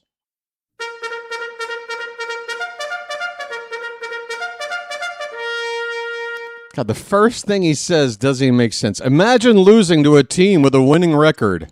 Yeah, that by definition means most teams haven't. You dipshit. The 0-2 pitch to Blaze. Swung on and missed, and the inning is over. Cowser gets on. He steals a base, but he's left at second.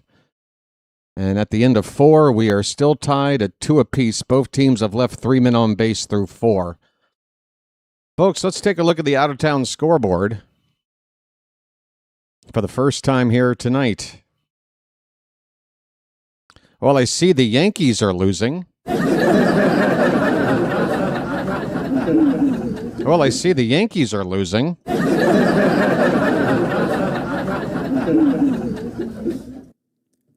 The 3-2 pitch. Hit in the air to right field and deep. And the Mets have taken the lead. Fuck this team. In the top of the 5th, the Phillies have a 5-3 lead on their interstate rivals, the Pirates. That's in Philadelphia. Scoreless in the bottom of the 3rd between the Guardians and Rangers. Detroit with a 5-0 lead over the Yankees right now. In fact, in that ball game, just now, a 4 spot in the 2nd inning for Detroit, making it 5-0 Tigers. No wonder Jerkoff came over here. Toronto's up 1-0 on the Mets. That's in the bottom of the 3rd. The Red Sox lead at 5-1 on the Nationals, also top of the 3rd. In the bottom of the 1st, Reds 1, Brewers 0. Coming up in about 10 minutes, the Padres are in Chicago to play the Cubs. And then shortly after that, the Twins in Houston to take on the Astros. Later on tonight, Miami is in Colorado. The Angels will travel to Seattle. Dodgers are in Sacramento to play the A's. And the Giants will be in Arizona to take on the Diamondbacks. Folks, top of the 5th inning. Shane Baz getting back to work. We're tied at 2. And he will be facing Gonzalez, the number 9 hitter, who hit an extra base hit his first time up. A RBI double. That got the first run on the board for Chicago.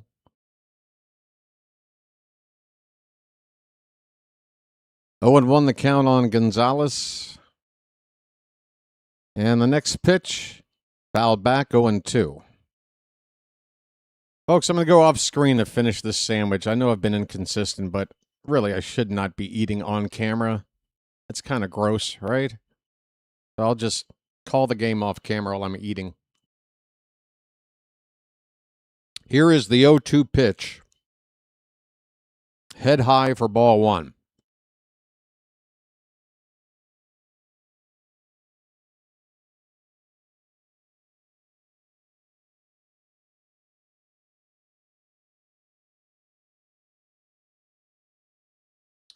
He also said, imagine losing to the White Sox when we've already played them in the away series and we swept them. We don't have a whole lot to brag about, but we're, at the moment, undefeated against the team that we're down by, that we're tied with right now. I'm sorry, we're only tied. Did he even have an insult ready to go? The laziest insult ever. Here's a check swing foul. It's still 2-2.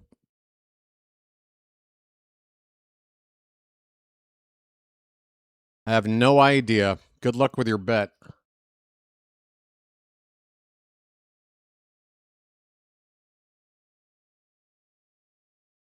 Two-two pitch. Swing and a miss. He struck him out.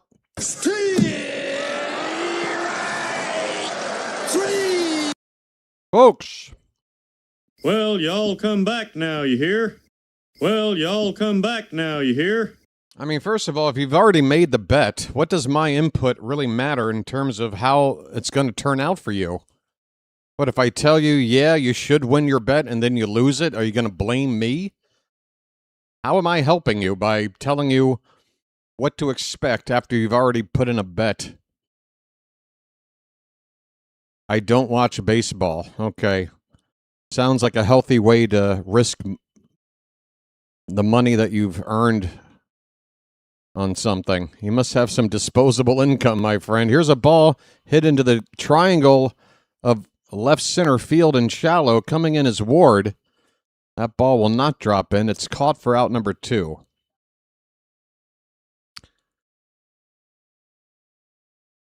Ah, good idea, buddy. Keep it up. I'm sure things will pan out in the end for you. Here's a good idea. Take your winnings and turn it into crypto. Then you'll really be playing some 4D chess. There's a called strike to Miguel Vargas. 2 down, nobody on. We're in the top of the 5th, tied at 2.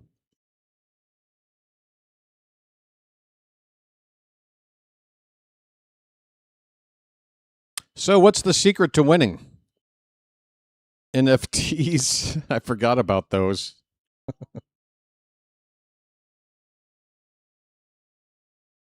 How do you feel about Amway? Can I interest you in a pyramid scheme?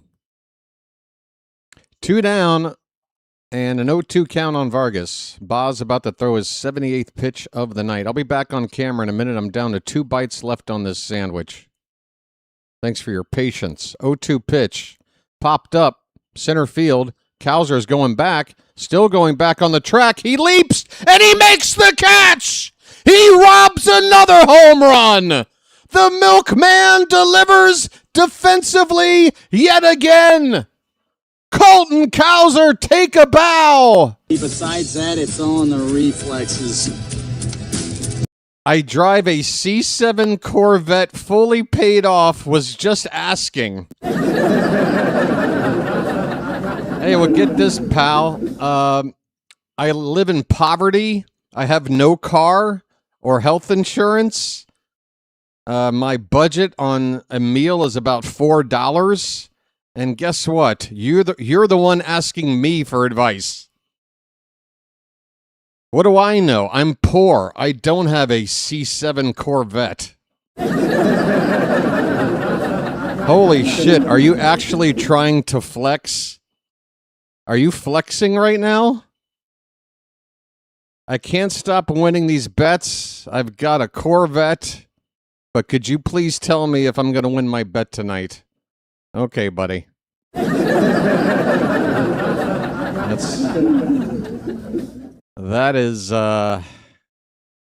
That's interesting. Bottom of the 5th coming up, folks. Game is halfway over. We're tied at 2.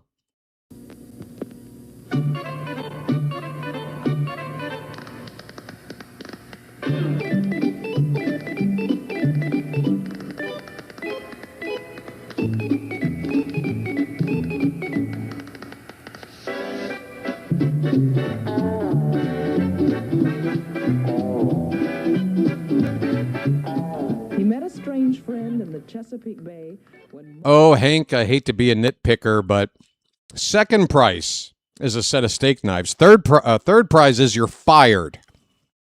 All right, Hank? But, Hank, you do take a step up with a Glengarry Glen Ross reference. Second prize is a set of steak knives. Third prize, you're fired. Folks, we're back underway in the bottom of the fifth. It'll be Jackson Holliday and then the top of the order. Sean Burke's first pitch is a strike. That's his 70th pitch of the night. Holliday, a single. First at bat is 1 for 1. Oh, yeah, let's get some timeshares in here. 1-1 on Holliday. I've been a backer of Colton Cowser for a long time. It's always been my stance. If the guy can just hit, we're fine. This guy knows how to play baseball. Oh, it's my job to notice Hank observing. That's what I do. I observe and I report. 2-2 now on Holliday.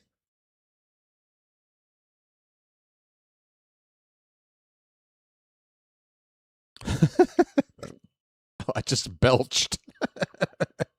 Did that come up on the microphone? I got to laughing and it triggered a belch. 2-2, Holliday fouls off this pitch. All right, I'm coming back. Here I am. How you doing? 2-2. That is called strike 3. Is Holliday tapping? I think that's a strike, Jackson. I think he just took away one of our challenges. And the entire baseball is in the strike zone. Holliday has used up, 99% of that baseball is in the strike zone. Holliday is struck out and has taken one of our challenges with him. One away here in the bottom of the fifth.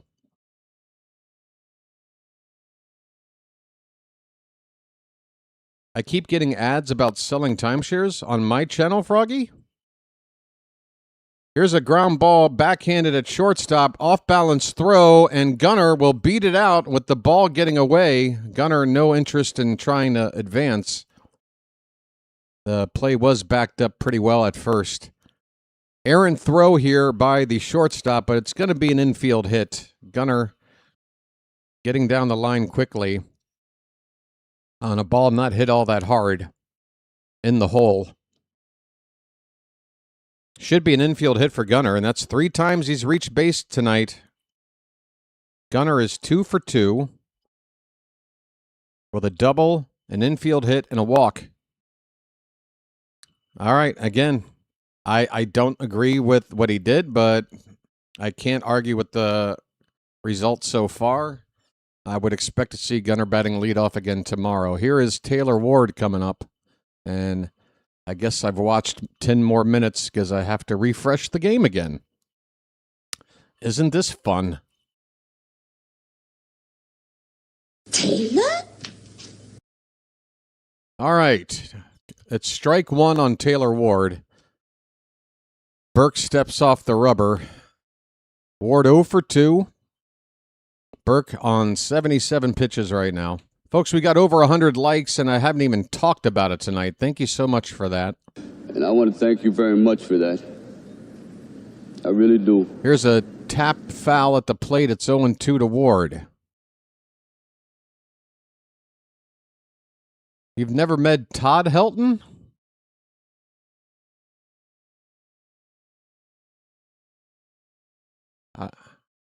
I don't know if I've properly met Todd Helton myself.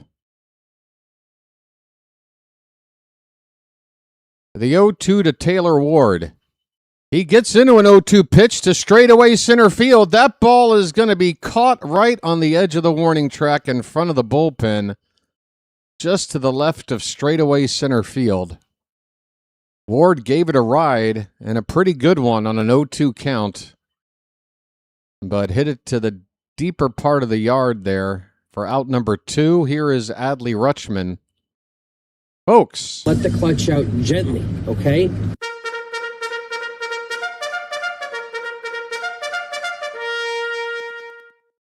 Rutschman with a runner at first and 2 down. Tie ball game. First pitch, breaking ball, outside edge for a strike. A shot of Albarnez relaying signs to third base coach Buck Britton. Gunnar, with Cowser having stolen a base with 2 down already today, might be a good opportunity for Gunnar to try it as well. And the catcher looked like he was popping up out of his crouch on this last pitch that was fouled away. Maybe Gunnar had taken off right there. I'm not sure because there's no view of his running on that pitch. White Sox definitely think he's thinking about running, but now the count is 0-2. Rutschman needs to fight his way back into this count. You're kidding me. Don't make me do it again. I just reset it. That was like 2 minutes, and now it's freezing again? Oh, deliver me from this evil. Why? Why tonight?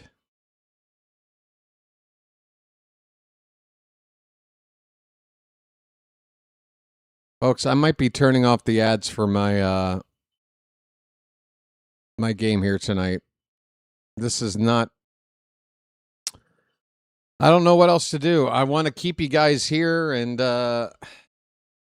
keep you confident about the coverage here on the channel, but I feel like I should do something to apologize for all of these interruptions. It's an 0-2 count still on Rutschman, folks. Gunnar at first base with 2 outs. The pitch and a check swing foul.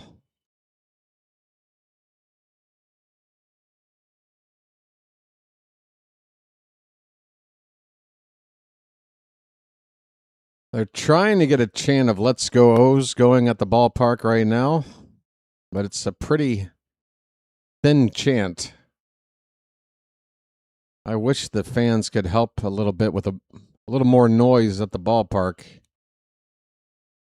Here comes the 1-2 pitch, and a swing and a miss. Rutschman chases one that was riding up and away from him. He strikes out, and the Orioles leave the would-be go-ahead run on at first. That's their 4th man left on base tonight.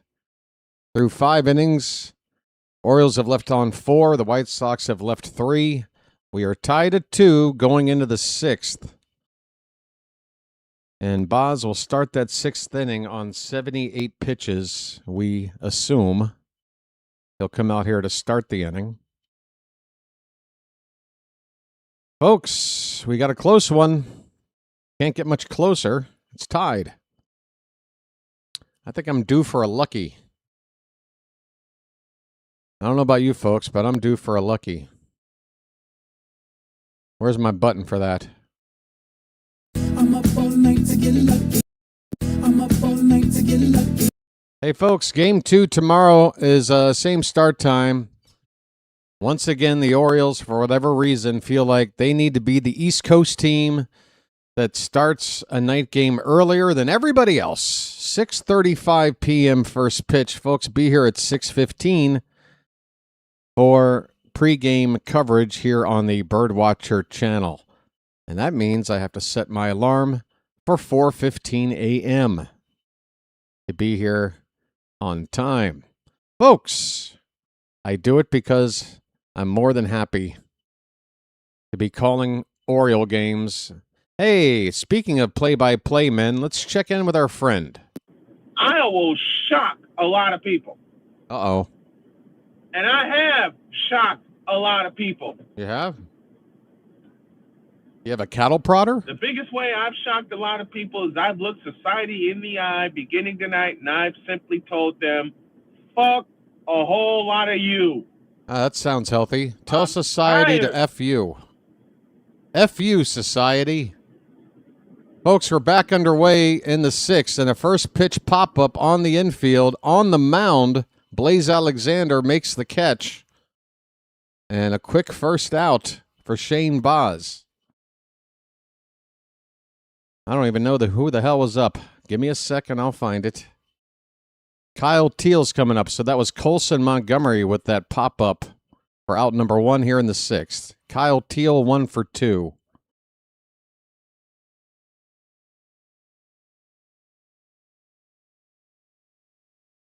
That one hit was an RBI single for Teal. He struck out in his other at-bat. As I refresh the ball game again.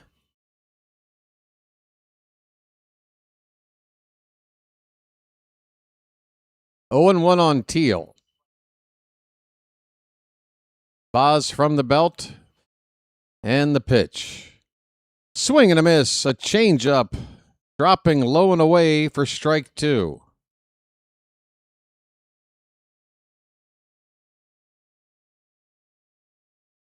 Let's go O's.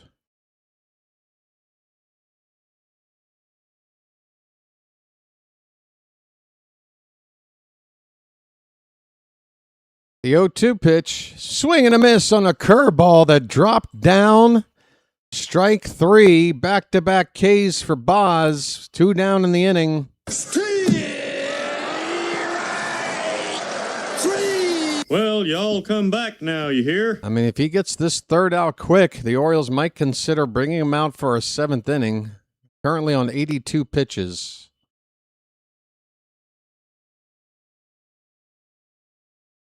As I refresh the game again.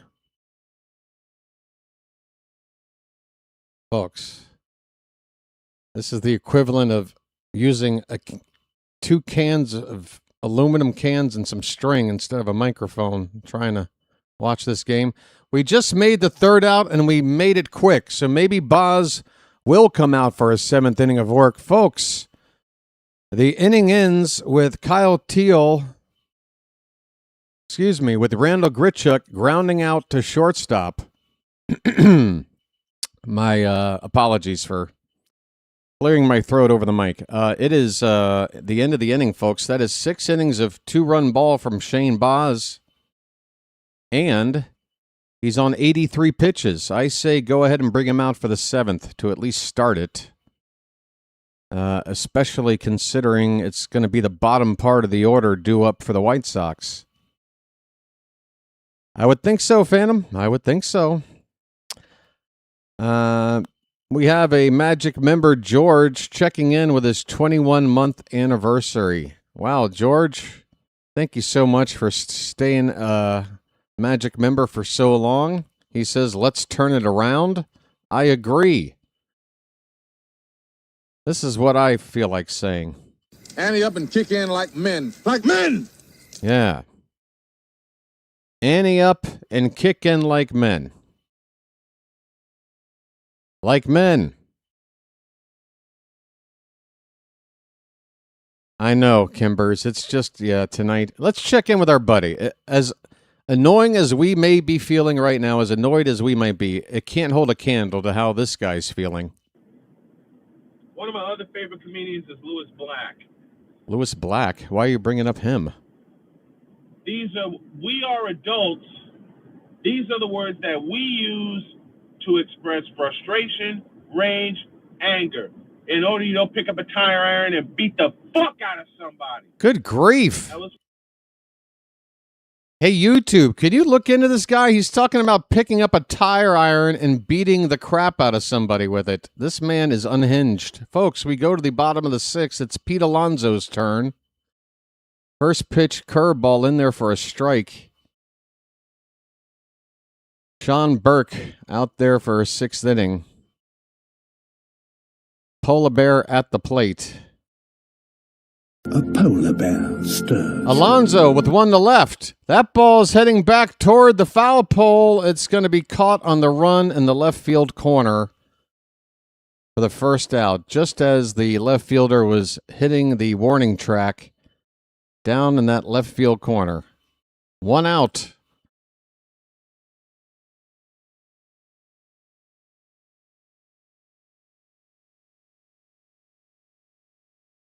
Samuel Basayo. Sammy's 0 for 2. Burke's first pitch, number 87 tonight, is fouled straight back. Hello, Chris.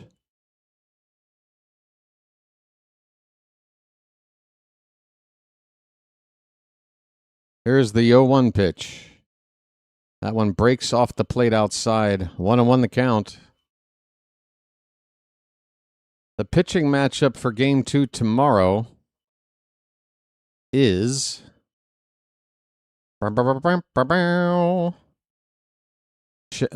Kyle Gibson, or Trey Gibson. I said Kyle again. Trey Gibson against Eric Fetty of the White Sox. It's probably Gibson's final start, with Kramer then giving everybody an extra day's rest by being the sixth pitcher for a momentary six-man rotation as they work Kramer in and phase Gibson out. Here's a ground ball up the middle, a base hit for Basayo. 1-out single for Sammy. All right. Again, that's Trey Gibson on the mound tomorrow night. Probably his final start, at least until there's another injury issue with this starting rotation, although Cade Povich might be an option as he makes his way back. He was reinstated off the DL, but obviously not with us. He's with Norfolk, I believe. I think he rehabbed with AA, but I think he's on AAA now. The White Sox are making a pitching change here, folks, with 1 out and a runner at first base in the bottom of the sixth. 2-2 ball game. Call to the bullpen for Chicago.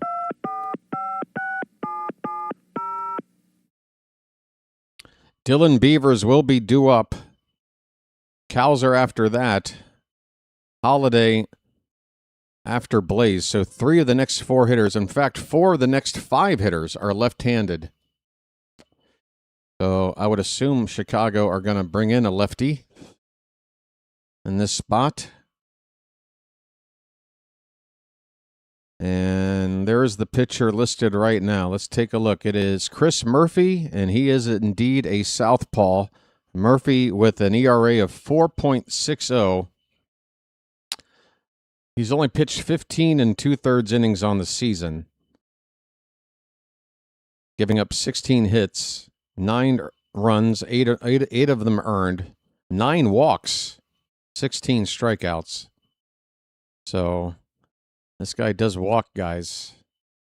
Chris Murphy about to pitch for the White Sox. Oh, well, during the break, I may as well refresh the game. Maybe it'll buy me another 10 minutes.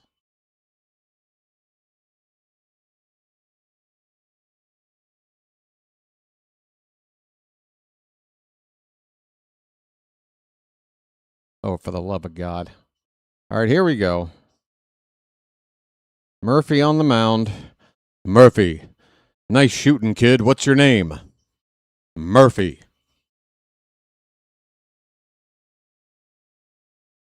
All right, Murphy versus Beavers. Note that no change to O'Neill, the right-handed outfielder, in this spot. They're going to go with Beavers here, and he swings and misses at the first pitch. 0-1 the count. Nice beaver. Thank you. Folks, 2-2 ball game in the bottom of the sixth in this opening game of 3 against the White Sox. Next pitch is a strike, 0-2 to Beavers.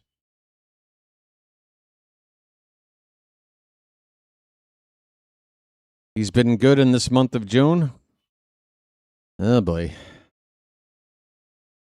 Oh, boy. Oh, don't freeze on me again. Come on. It does look like while the game's on, it's actually less lag time than usual on my regular feed, but it just keeps interrupting. And I'm sick of hitting refresh, folks. On an 0-2 pitch, Beavers is going to foul out to third base on a foul pop-up, I'm assuming. I didn't see it, but apparently it happened. Beavers is retired, 2 down in the inning. Runner at first base. The batter is Colton Cowser.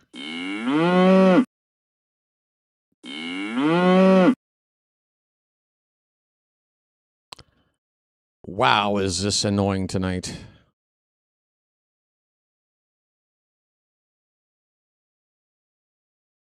Cowser has worked the count to 2 balls and no strikes already. Cowser's got a good count right now. 2 balls, no strikes. How about a bugle?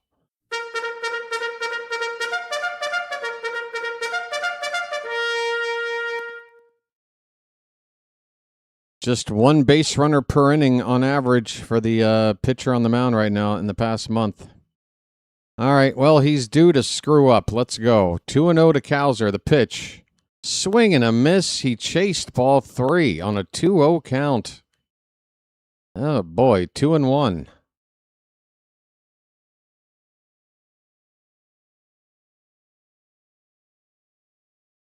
The 2-1 pitch. Breaking ball in there for strike 2. A curveball at 79 miles an hour. Deuces are wild again, folks. 2 balls, 2 strikes, and 2 outs in a 2-2 ball game. Go-ahead run is at first base for Baltimore. Murphy, after shaking off a couple of signs, nods yes to that one. Here's the 2-2. Outside by a couple inches. Full count.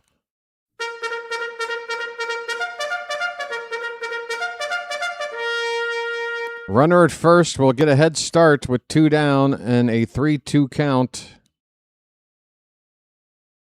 Blaze would be next. The payoff pitch, and that nearly hit Cowser. That is ball 4 on a curveball inside. Take your base. I'm walking here. I'm walking here. Folks, Blaze looking for a big 2-out knock. Let's go.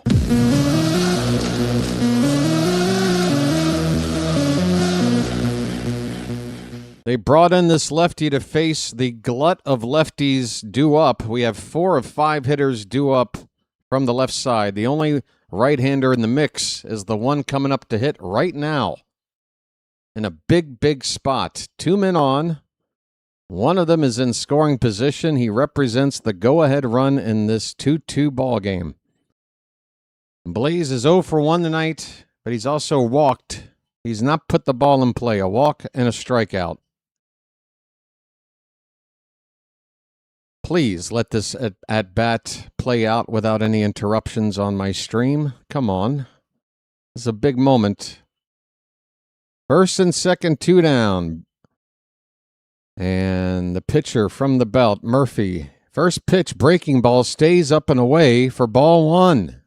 I do believe I'm on fire. Ball 1 to Blaze.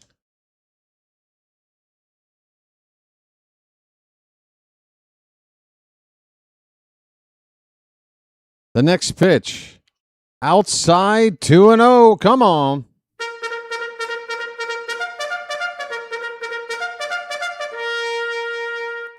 Come on now. I can smell that lead. It is so close. The 2-0. Blaze gets under it and pops it up to left center. Should end the inning. The center fielder calling off the left fielder. Peters with the catch. And that's it. The Orioles strand a pair. They keep that go-ahead runner stranded in scoring position. And now we've left 6 men on base tonight through 6. The White Sox have left just 3. Both teams with 2 runs and 4 hits. Opportunity goes by to take a lead. And now we play the late innings, folks. 7th inning coming up, still tied at 2 apiece. My, oh my. Folks, I'm going to step away from a minute, but don't worry. I'm not going to leave you completely alone. I'll let you listen in on my friend, see how he's doing. From his special of Red, White, and Screwed. And some days, y'all, I feel totally, emphatically screwed. I feel screwed and screwed over.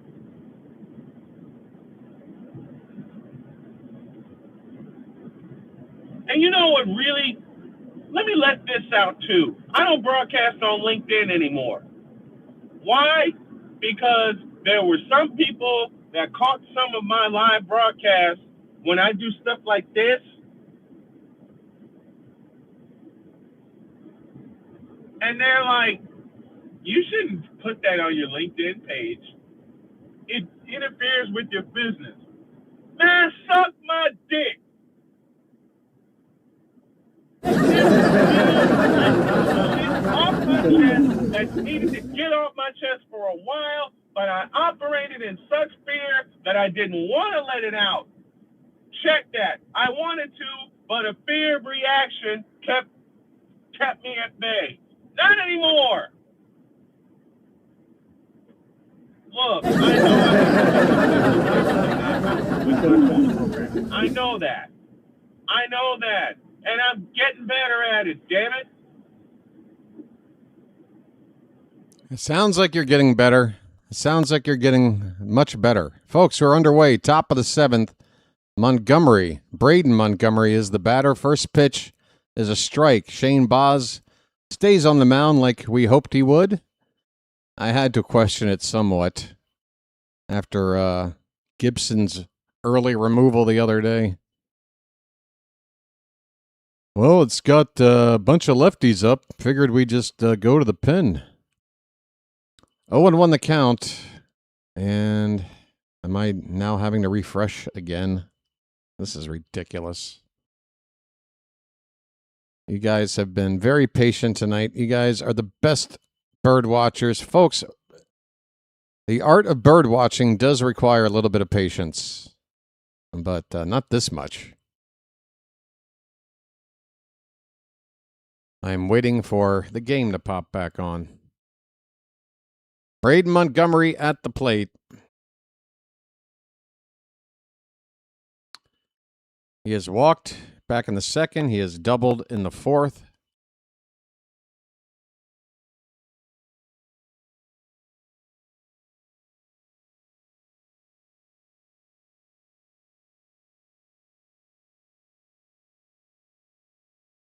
Oh, my Jeebus. All right, it's almost back. Here it comes. Come on. All right, what happened on a 2-2 pitch? What happened?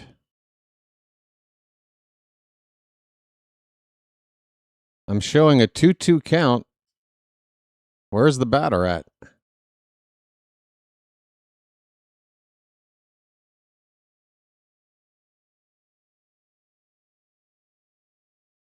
I guess Baz was involved in some sort of play that was a foul ball. Okay, we're ready for the pitch on 2-2. The pitch is swung on and missed. Braden Montgomery strikes out.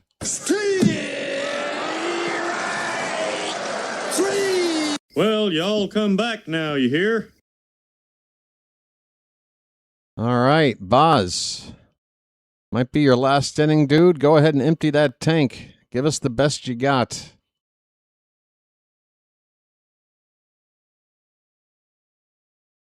One away for Tristan Peters. And the first pitch to Peters is ball one. Peters 0 for 2. A line out into a double play and a strikeout. 1-0 is in on the hands and fouled off to the right. 1-1.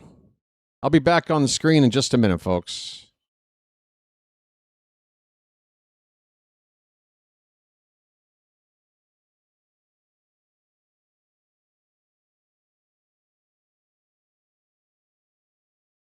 And the 1-1, that one is up, and the batter went after it and somehow got under it.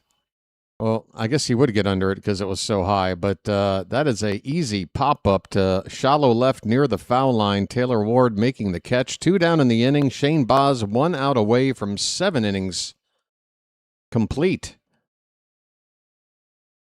We got to hurry up and get a lead here. I don't want to go extras, for God's sakes. And we certainly can't afford to fall behind this late. So let's get a lead. And let's take it home. Folks, tarps are off. Kids got those shirts off again. Look out. Here's a bunt attempt shown on the first pitch to Chase Mydroth. It's taken for a ball. Mydroth 0 for 1 with a walk. He did score a run on that walk.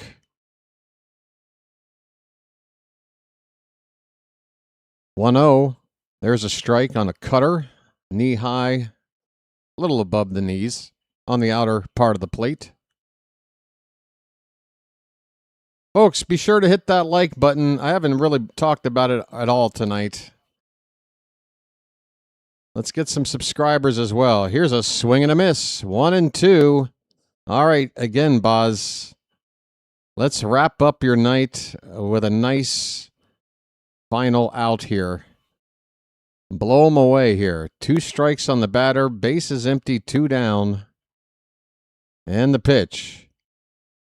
Fouled behind the plate. We'll do it again.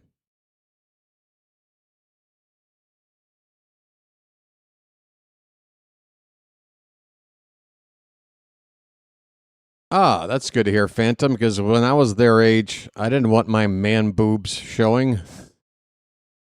That was enough to get me to take it off to get into a pool back in those days. This pitch is fouled again. 1-2, the count still on Mydroth. All right, where's the button? Give me this camera. Hi, everybody. Oh, by the way, we're at the time of day where the lighting is getting a little too pink. That's better. Maybe. I look a little bit more decomposed. 2-2 on the batter. 2 out in the inning, and the game is tied 2-2. Folks, pitch is low and away, not close. Full count to Mydroth. Is the next one number 100? Am I looking at that right? And the next pitch, number 100, just fouled, still 3-2. Come on, boss. You got a pitch to get past this guy. You got him. Come on. I have not seen any activity in the Oriole bullpen. Somebody should be up, though, right? I mean, he's at 100 pitches, and he just walked Mydroth here on the 3-2. Think it's time to go to the pen, folks. Gonzalez, the number 9 batter, is due up. There is a call on the bullpen phone right now.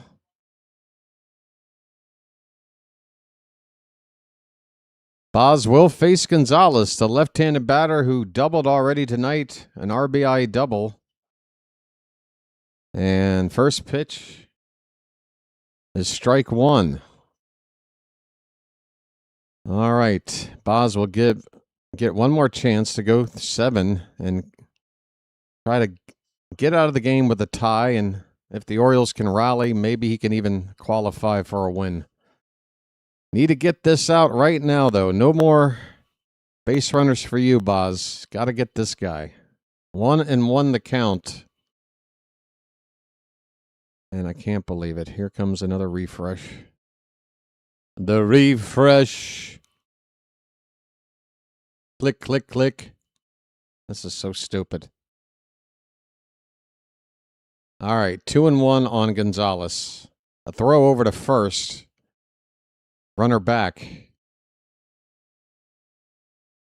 Hopefully we're good at least until this out is made.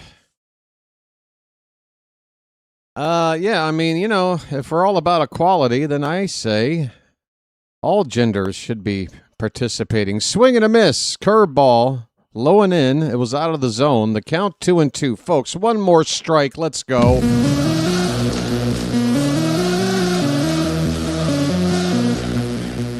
Just get this guy. Come on. The pitch. Fouled away. We'll do it again. Boz.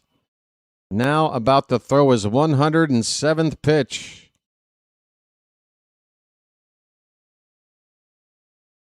We just saw who go like 114 pitches a game or two ago? I forget already. 2-2. Oh, come on. Don't make me do this again. You got to be kidding me. I want to, yeah, I don't know. Just show me something good. Show me something good. We got a full count, folks. Here comes the payoff pitch. And it is fouled away. Wow. Shane Baz is throwing a ton of pitches, closing in on 110.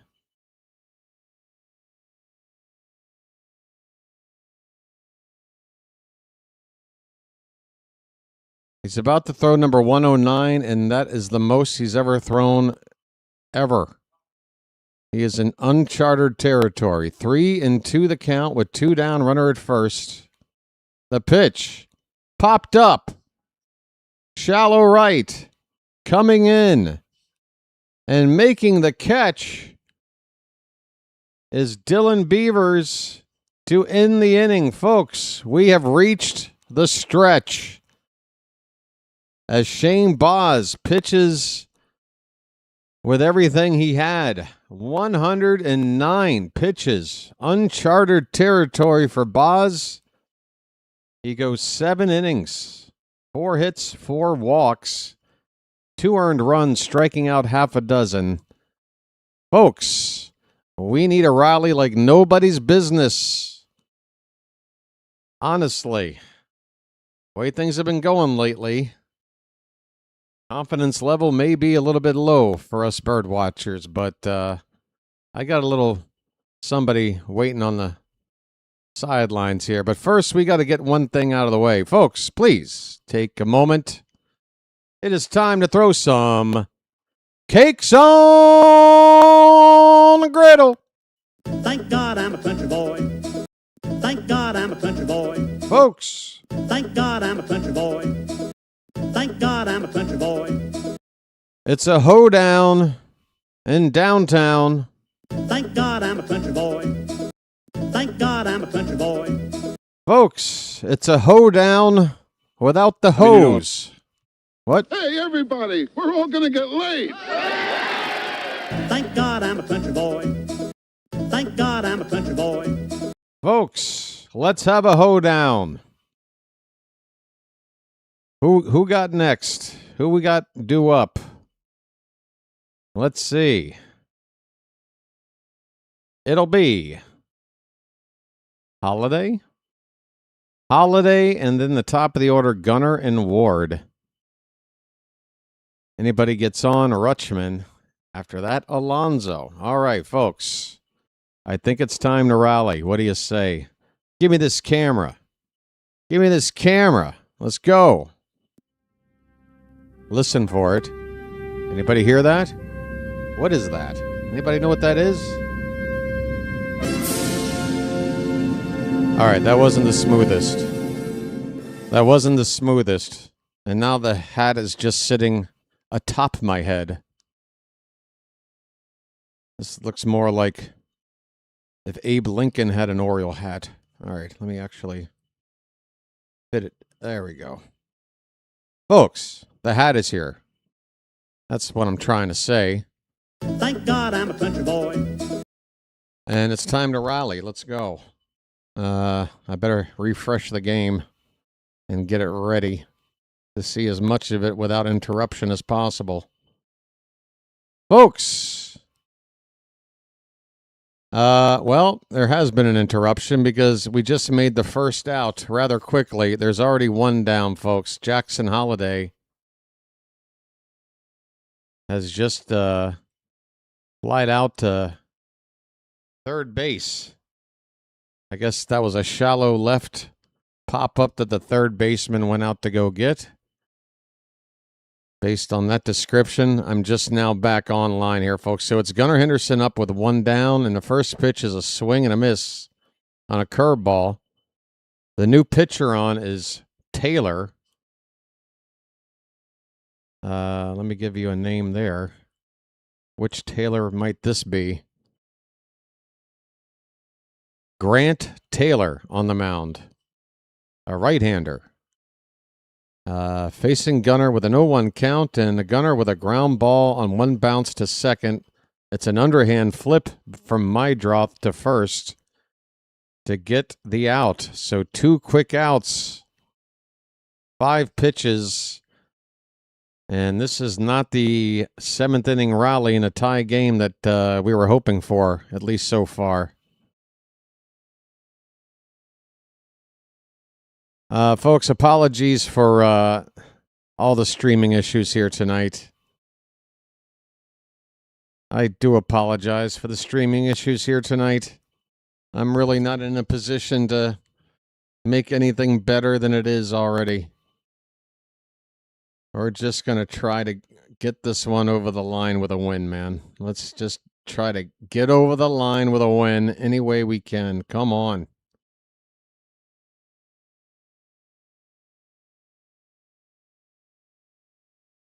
What are we? Is this serious? Taylor Ward at the plate with an 0-2 count, and the pitch is inside 1-2. Good grief. This is so bad, guys. The listening experience, not good tonight. I apologize. Taylor Ward has just made the final out. Folks, the Orioles go 1-2-3. Ward grounds out to shortstop to end the inning. On to the 8th, tied at 2. No rally there. No help from the hat at all. My goodness. Folks, what can we do? What can we do? What can we do? We can check in with our buddy. It just took me a long time to realize I've been so fucking tired that tonight happened. I had planned to sit in my studio and do this earlier tonight. I did. I grabbed a snack, I climbed in bed, and dropped like a rock. Folks, don't you hate it when you get in bed with a snack and fall asleep? Folks, can't let it go to waste is right, Phantom. Unfortunately, letting something go to waste has kind of been our storyline here in recent weeks. We got to do better. Folks, we just hit 130 likes. If we get to 150 tonight, that's fine. I'm not going to try for more than that. But if you still haven't hit that like button, let's try to get to 150 and call it a night there. I mean, if we go extras, maybe I'll reconsider the goal. Oh, my goodness. Come on. 2-2 ball game, top of the 8th. How long until I have to hit refresh again? I just feel like I got to watch the commercials without interruption, and now with the game on. All right, Grant Wolfram's taking the mound for the Orioles, folks. Left-hander. 30 appearances on the season. ERA at 3.33. Okay. Facing a lefty, Antonacci. The leadoff hitter for the White Sox. First pitch is ball 1. Antonacci 0 for 3 tonight.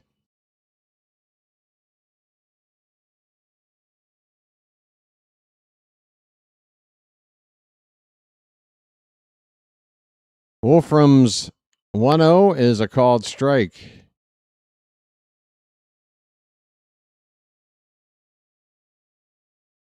The hat needs something. I don't know. Might need a trip through the laundry, to be honest. 1-1 pitch. And in on the hands, and it hit him. Oh, my. A pitch up and in, and Antonacci holding the bat out. It hits him on the hands. The Orioles are on the phone, maybe hoping it hit the knob of the bat or something, but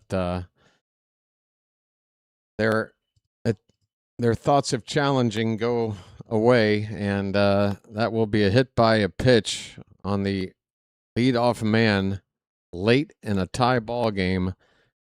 Not what you want to see. Rico Garcia is up in the Oriole bullpen. Vargas is due up now. He's 1 for 2.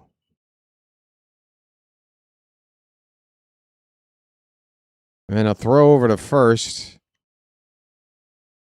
It's a little bit wild. Alonso kind of spinning around the bag there to make that catch on the check on the runner there. Come on, we need to lock in, folks. Here comes the pitch, and that is a strike. Belt high on the outside edge. Vargas with good numbers against lefties, a .318 average, and an OPS over 1,000.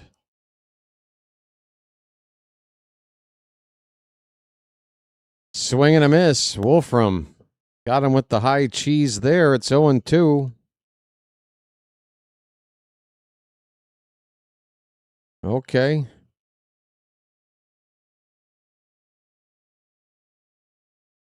Little bit of chatter from the Oriole crowd right now.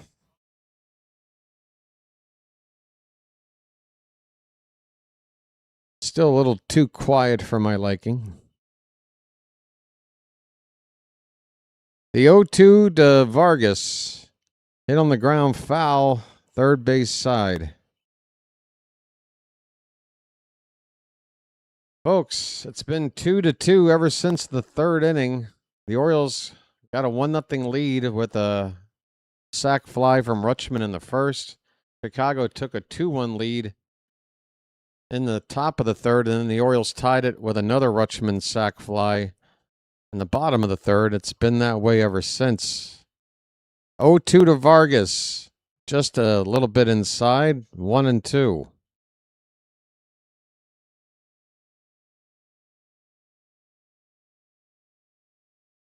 Orioles have played a lot of close games that are late and close, and not a whole lot that have gone our way in those late close games. To lose another one tonight would really test BW's morale that's already being tested as is. Baseball gods, I am calling upon you for, I don't know, what do you want? Some alms? What do you need? I don't do sacrifices. That's not my thing. So just let me know. If I can do it, I will. We need a W tonight. That is fouled away, folks. It's still a ball and 2 strikes. Pitch number 7 coming up here to Vargas on a 1-2 count. And it is high, 2-2. Hell of an at-bat by Vargas so far. And again, he's got really good numbers off lefties, so Wolfram needs to pitch his best right here. Already a runner at first and nobody out. Here's the 2-2. Hit on the ground. It's a foul ball up the first base line.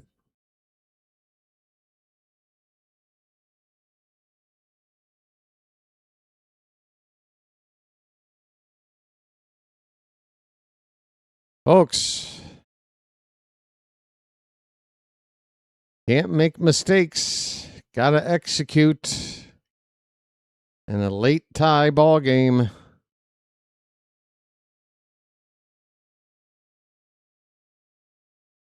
This has been a long at bat, man. Vargas back in the box. Wolfram from the belt. The 2-2 pitch is swung on and fouled over by the dugout, over by the camera well there. Some announcer nearly struck.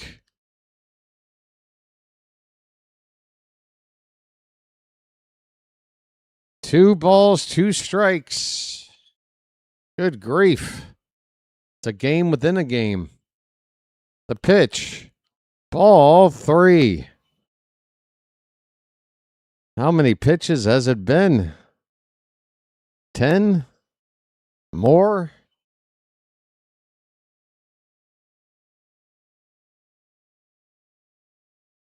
Number 11 is coming up. A throw to first. Runner back standing.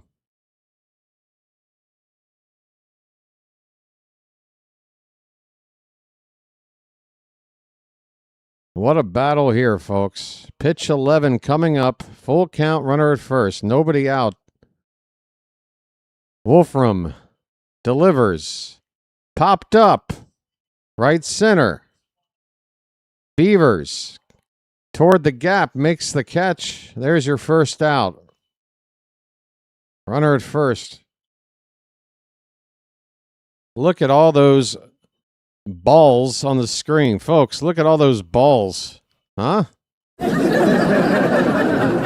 that? Look at all those balls. I've never seen that pitch-by-pitch box filled up like that. Colson Montgomery is the next hitter due up. The Orioles have a mound meeting with Drew French coming out to have a chat.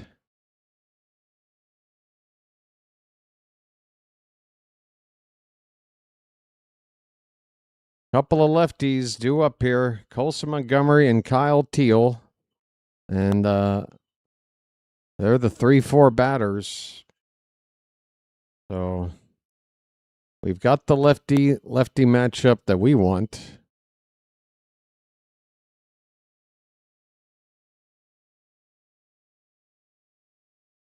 Double play ball could get us out of the inning right now.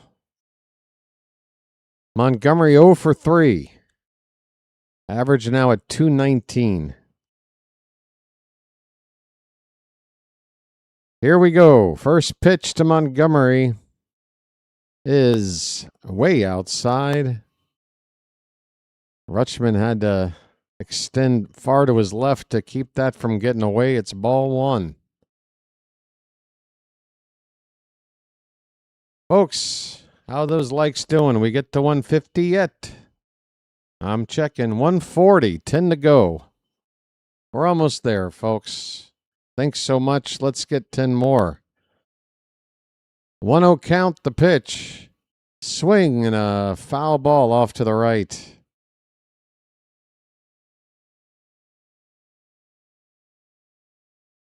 Coming up on the 9 o'clock hour in Charm City.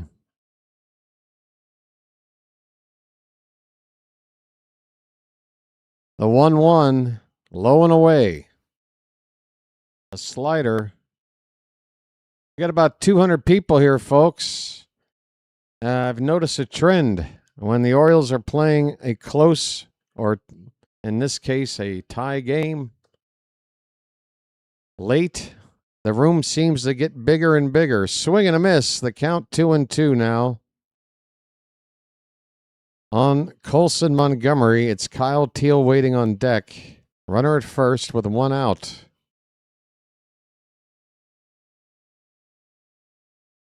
Oh, no, I got to hit refresh again. My goodness. I had just gotten comfortable. I feel like I went more than 10 minutes that time without a problem. And then I fell asleep thinking it was going to not. Okay, where are we? 2-2. Sorry, folks. The count now 2-2 on Montgomery. Wolfram about to throw his 20th pitch of the inning.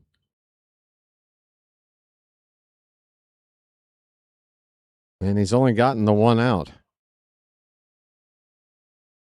That ball's hit hard to center. Cowser is going back, and it's going to have to be played off the base of the wall. Runner rounding third. Here comes the relay home. Play at the plate. He is safe. They call him safe, and the White Sox have taken the lead on a 1-out RBI double by Colson Montgomery. 3-2 White Sox. Unless there's some miracle replay that we got him out at the plate, we are now trailing. Wolfram gives up the big hit to the lefty batter. Cowser played it perfectly off the wall. The Orioles relayed it home as perfectly as you could to even make it a play there at the plate, but it was still not enough. That ball was hit 107 off the bat. Ball one to Kyle Teal, folks. Here's the next pitch. Fouled away, 1 ball, 1 strike. My goodness.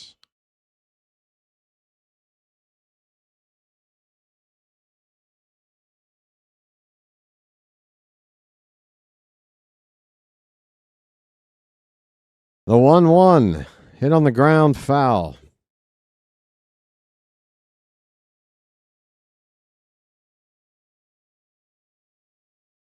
Again, just 1 out from Wolfram, and he's now up to 23 pitches.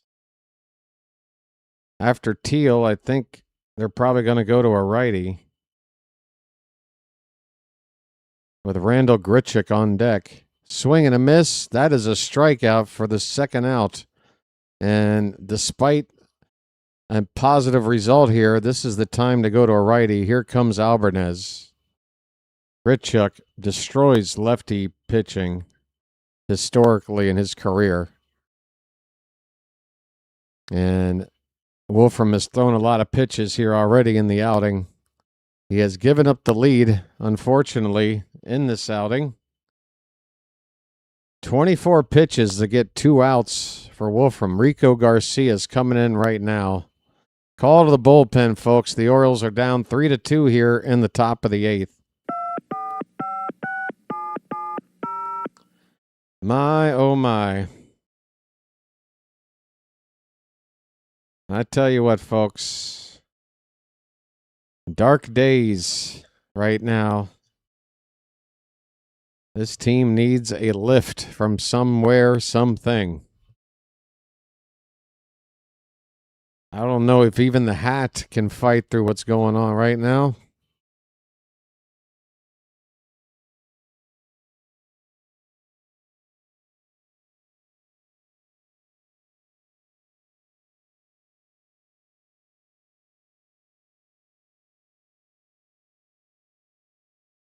Thanks for spending time with me here tonight, folks. As always. Tomorrow night, same start time as tonight, 6:35 p.m. Eastern, first pitch, with coverage here on the channel starting at 6:15. I'll be here again. Hell or high water. I mean, folks, this is it. This run to the All-Star break. If we crap the bed with all these home games against the opponents we have, how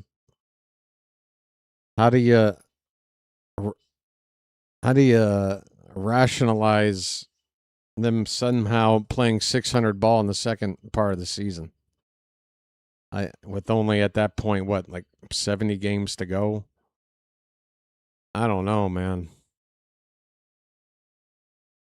Rico Garcia is on.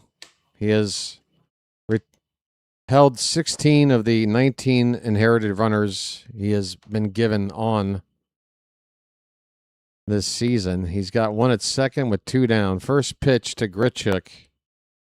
And that's when my game decided to freeze again. I'm going to just stop telling you guys that it's happening. And just pretend like everything's hunky-dory until I bring it back up 10 seconds later. Because why do you want to keep hearing me say it? I need to keep you guys in mind. This last pitch is challenged by the White Sox. It was called a strike. And it wasn't. It was 2 inches outside for ball 1.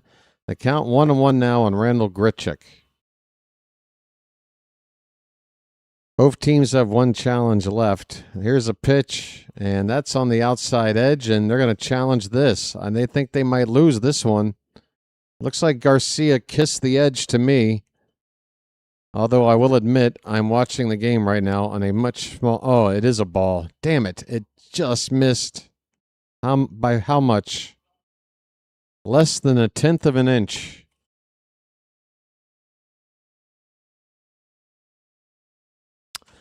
So 2-1 instead of 1-2 now, and the pitch hit on the ground up the middle, a base hit. Kowser's going to have to fire home. Here comes the throw, and it is on the money. He got him. Oh, doctor! The milkman is putting on a defensive clinic and giving your announcer here pretty much the only reason to feel good about watching this team right now. Colton what, they say he scored? I thought he called him out. Oh my God. Don't tell me I'm an idiot. I saw the motion out. Did he reverse course? Did the ball come loose? Oh, the ball was loose. Folks, the ball was loose. I would have picked up on it, and I have, watching the replay. Let it all play out for me. The ball came loose. Folks, it was a perfect strike by Kowser. The runner scores, however, and it's 4-2. Absolutely heartbreaking. Kowser trying to be a hero. That throw was dead solid, perfect, and unfortunately, Adley couldn't handle it. Man, this is just getting tough all over right now. This is getting tough all over for your boy BW right now. This inning is over or what? You got to be kidding me. You got to be kidding me, folks. What is going on? It's 4-2 White Sox. We're going to the bottom of the 8th. I need a break. I'm absolutely... yeah. I need, yeah. I'm gonna just go over here. In fact, I think I got somebody I know that probably should take my place here for the time being. Where is he? There he is. All right, folks, I'll be back. Here's your friend.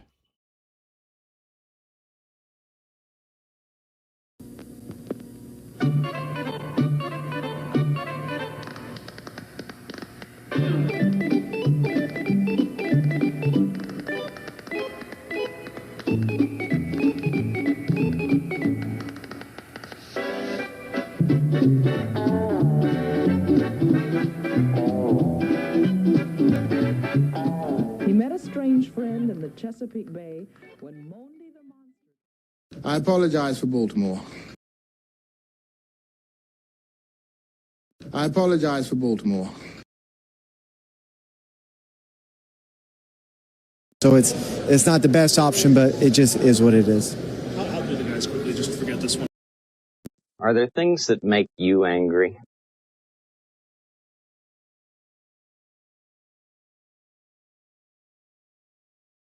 Who are you?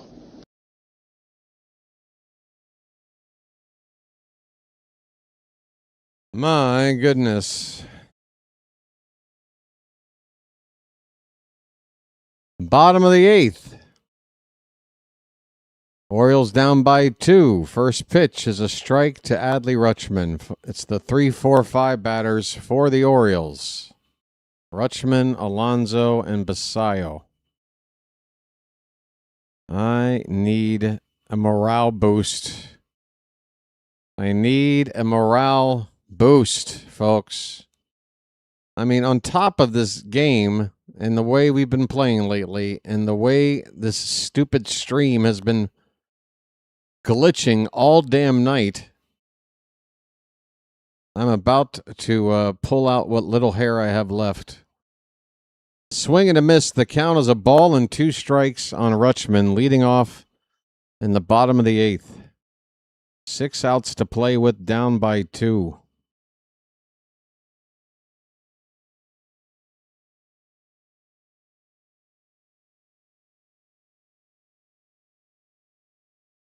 That one misses. 2-2 the count.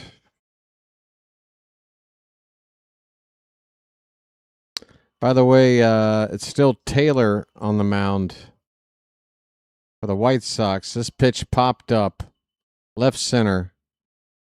And the left fielder calling off the center fielder here to make the catch. 5 outs left. Here comes Pete.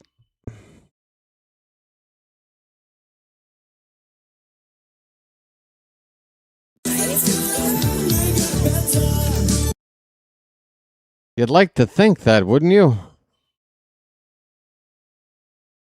Alonso, first pitch. Fouled back, 0-1. Woo, doggies. Alonso hitless tonight, and he struck out twice. Fouled off to the left. 0-2. Orioles trying to win their 40th ball game. And if they don't do it quickly, they're going to wind up with their 50th loss before their 40th win.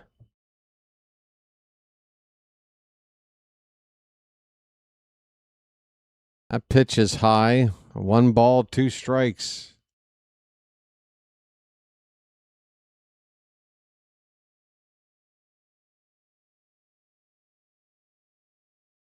Basayo is up next.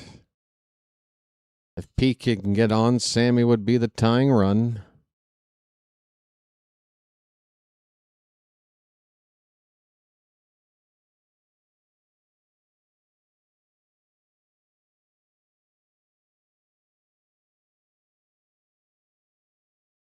Full count now on Alonso, folks. How about a bugle?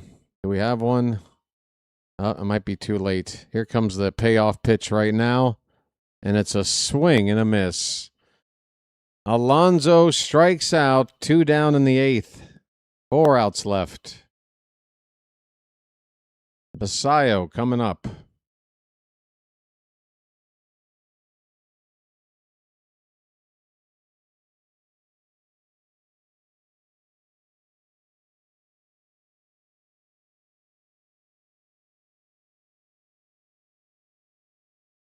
First pitch to Sammy is high. He checks his swing. It's ball 1. Oh, tank. First of all, I hope you're not driving a tank. It should be able to withstand that kind of impact. 1-0 pitch. Popped up. Out of play. 1-1 the count. All right, come on. I can't slump too. This team just sulking around. They want me to sulk too. I'm supposed to sulk. Why do you want me to sulk too? I don't like sulking. It's a hard word for me to even say. Here's a strike. It's 1-2 on Basayo. Folks, I don't like to sulk. Pitch. And Basayo strikes out on a pitch in the dirt. Folks, we're going to the 9th inning. We're down 2 heading to the 9th. And it looks like Yenier Cano is going to come on to pitch. Folks, what can I do? The hat is already on. That gimmick is already in play. What else is there? Hey, folks, here we go. Give me this camera. Here's my hidden thumb trick. All right, see that? Look at that. How do I do that? I just take my thumb and I just take it away. Right back together again. I got the hidden thumb trick. Is that going to help?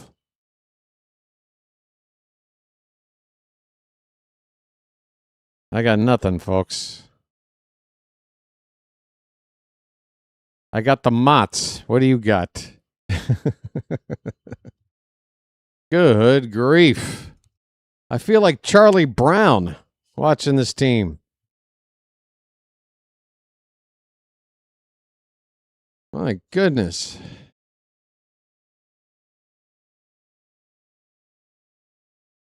It's like watching someone you love screw up. Like, we need an intervention, you know? I'm tired of watching my loved one make wrong choices and throw their life away. We need an intervention. Come on. All right, here's good news. Off day, and then the 3 games in Cincinnati, and then another off day. 2 off days and 5. Then 6 games in a row at home, and then the All-Star break. Your boy's got some time off coming up. Sounds like a good plan to me. Folks, Yenier Cano, a don't you know? ERA just a hair over 2. And a nice whip, 0.86. That's good. All right, let's get these 3 outs, try to come up with a couple of runs. It is the bottom of the White Sox order, due up with Peters up first. Pitch is a strike, dropped by Rutschman. 0-1 the count on Tristan Peters.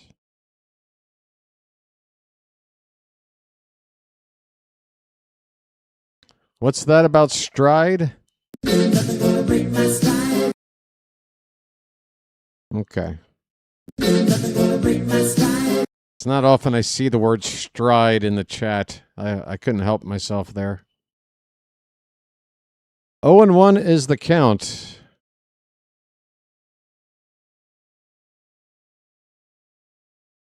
We are about ready to get the next pitch after a brief delay.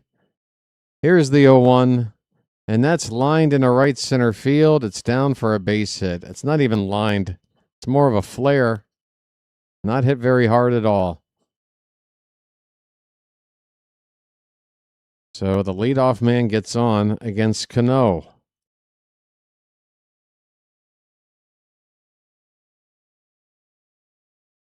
That's a good song to get in your head there, Todd. Who was that band anyway? That was probably another one-hit wonder.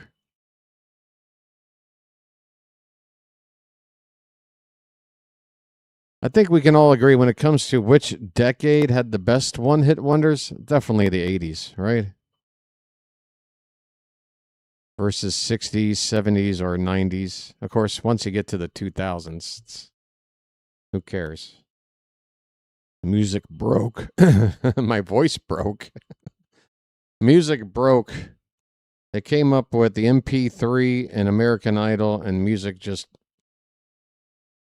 went down the tubes in a matter of a couple of years. Well, just my take anyway. Hey, folks, the most depressing play-by-play on YouTube.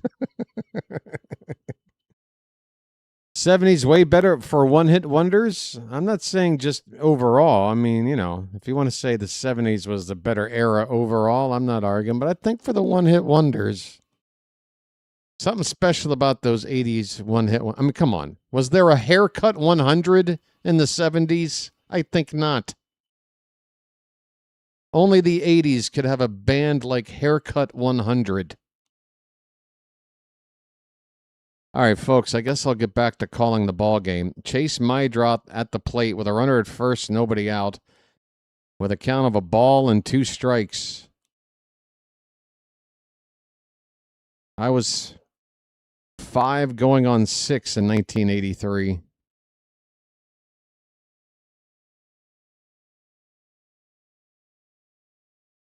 When the 83 Oriole champions started their season, I was still only 5.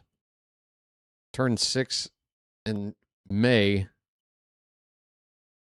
and was too young to have any sort of ability to appreciate or understand what it's like to watch my team win a World Series. It stinks. 2-2 pitch. That one's hit on the ground in the hole. It's short, and that one is booted by Gunnar. And 2 runners are going to advance. Wow. Folks, it's getting uglier. Gunnar Henderson couldn't backhand a ground ball. pops out of his glove. His defense is getting worse. And it's now second and third, nobody out for the White Sox. I'm watching this team just...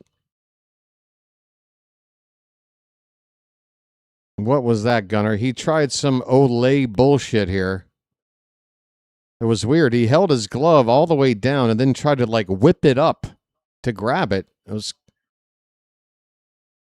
very strange. Very not what I would teach a kid how to do it.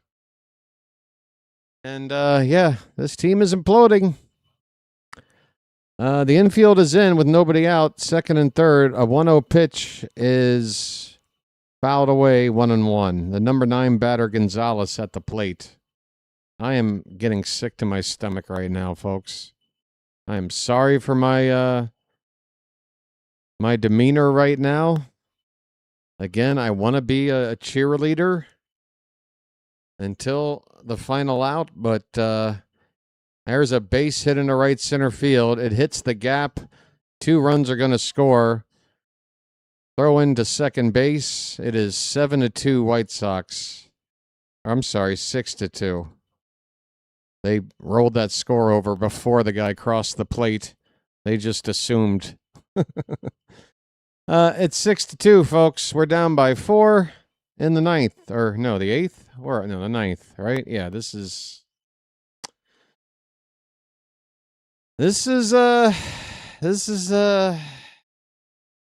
happening. I'm going to just lean back in my chair. Here's a called strike to Antonacci. Top of the order up with nobody out. There was a lot of season left a month ago, Todd, and a month ago we were playing better than we are now.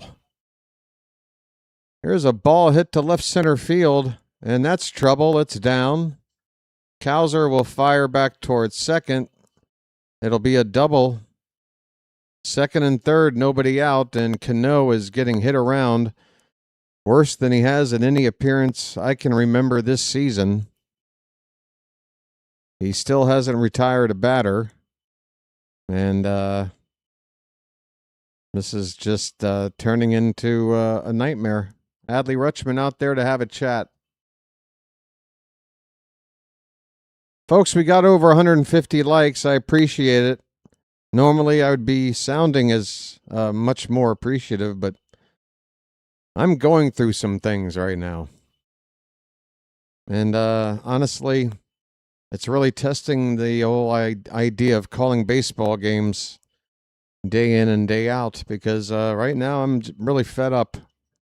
I'm fed up with the product I'm seeing with this team.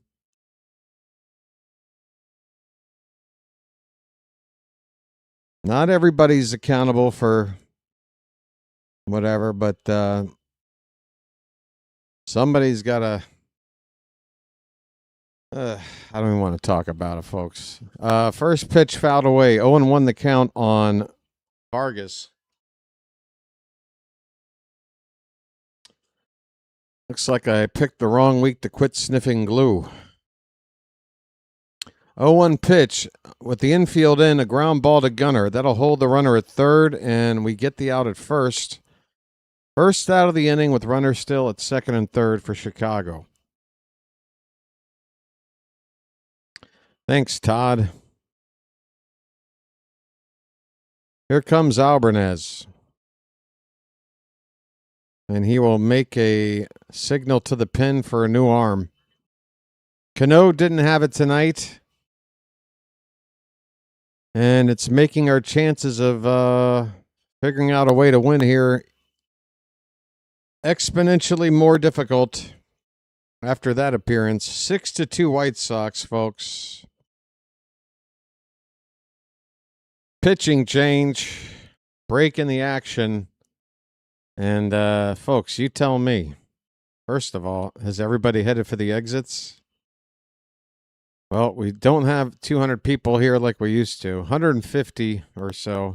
Thanks, everybody, for still being here. If only for moral support for me. Honestly, at this point, I'm just using the Charm City chat as a way to help cope with my feelings right now. I have somebody to lean on to. Folks, this is difficult. What can be done? What do you want done? Be honest. Come on, give me some feedback. I need to hear from you. If you had your choice, what is the first thing you want to do to try to right this ship? It's the first thing. First realistic thing. I think there's more than one thing we got to do, but what's the first thing? That's the question I'm throwing out to the chat. Talk to me. I'm sick of talking. Heads need to roll.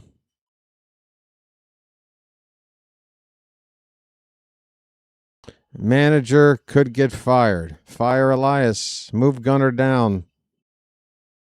Basayo needs to shape up.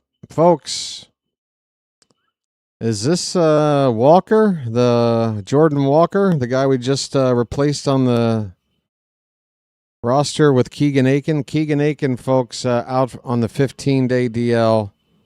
And we replaced him with another lefty. We've seen him earlier in the season, Jordan Walker, into the ball game. Infield still in with one out, second and third. 6-2 White Sox. First pitch is a ball. Left elbow discomfort for Aiken.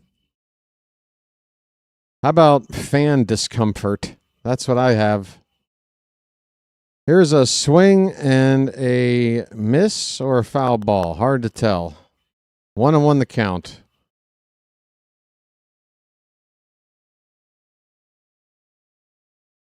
I might need to have to, these off days we're having, I'm going to have to do some soul searching, folks. 1-1 pitch fouled away. I think it might be time to go on a little walkabout.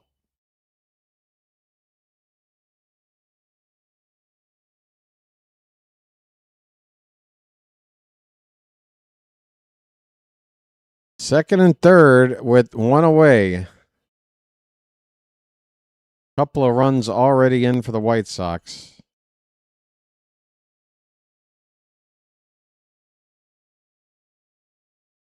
Or no, those 2 runs are in the previous inning. I'm sorry. I'm losing my mind. Don't listen to me. 70% of what I'm saying might be inaccurate. As I hit refresh again. I'm about to lose my mind, folks. This is torture. This has gone from living a dream to living some sort of Black Mirror episode. I'm not having fun right now. Did we just get a strikeout? Jordan Walker just struck out. Okay. Hey, Walker, welcome.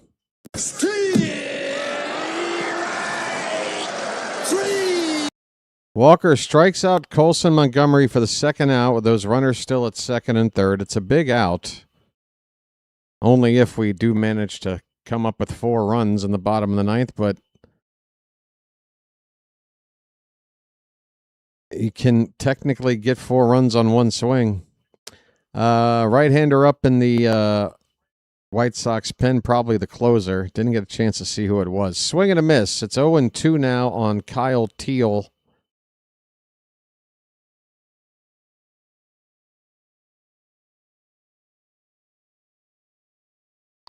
Where is my mind? Where is my mind? Here's a ball hit to, oh my God. Blaze just booted a ball hit to him at third base. Runner comes around. Here comes another, and it's 8-2. Blaze makes his third error in just a past couple of games. This is absolutely insane. This team has absolutely imploded. It's just go ahead, hit rock bottom. Hit rock bottom as fast as you can so you can start building from there, because clearly we're going rock bottom. 8-2.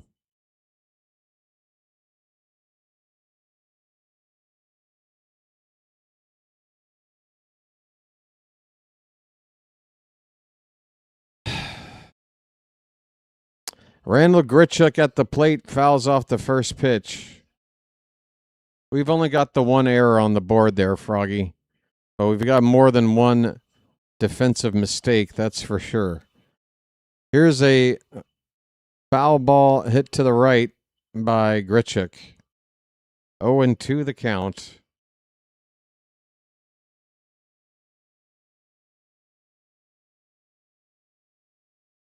Hey, George, thanks for that comment I just read.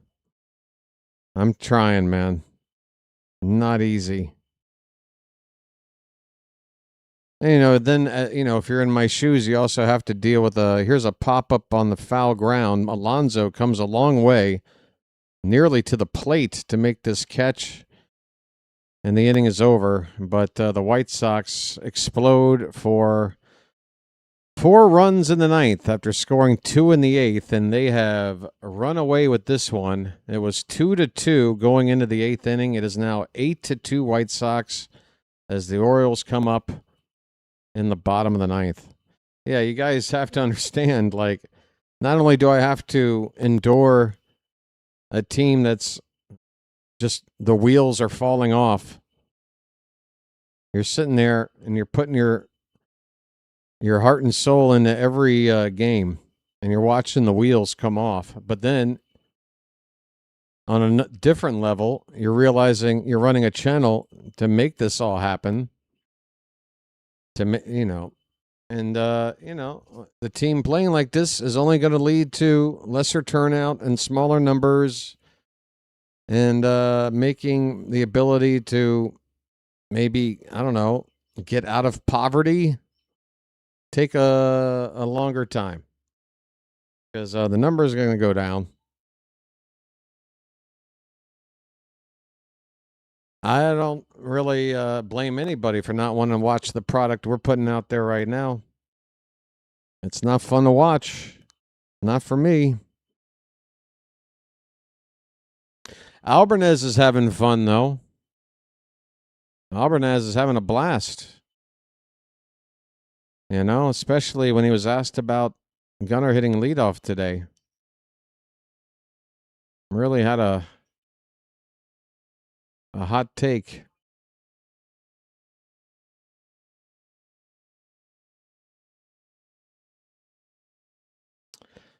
It's a long run from Ward out to left field after the inning's over. Run down, grab his stuff, and go lead off. So just want to switch it up. Brandon Eisert is on for the White Sox. No need to use their closer now. They're bringing a lefty, Eisert, with an ERA of 5.22. Will face Dylan Beavers. Cowser and Alexander due up after. Note the lack of even turning to Tyler O'Neill for a right-handed bat in this spot. 0-1 the count on Beavers. And that one is going to be challenged, and I think the White Sox will get this. Looks like a strike to me at the knees on the outside corner. And the robot will indicate that, and this call will be overturned. The count will be a ball, or no balls and 2 strikes.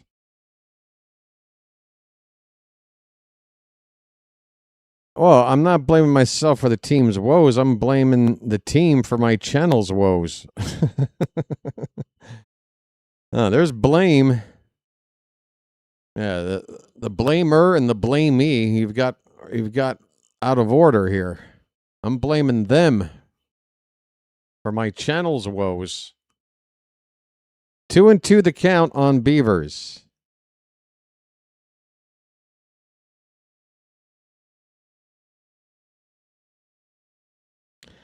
Hit foul off to the left, and we'll do it again. Beavers 0 for 3. Second game back from injury. His average at the moment is .231.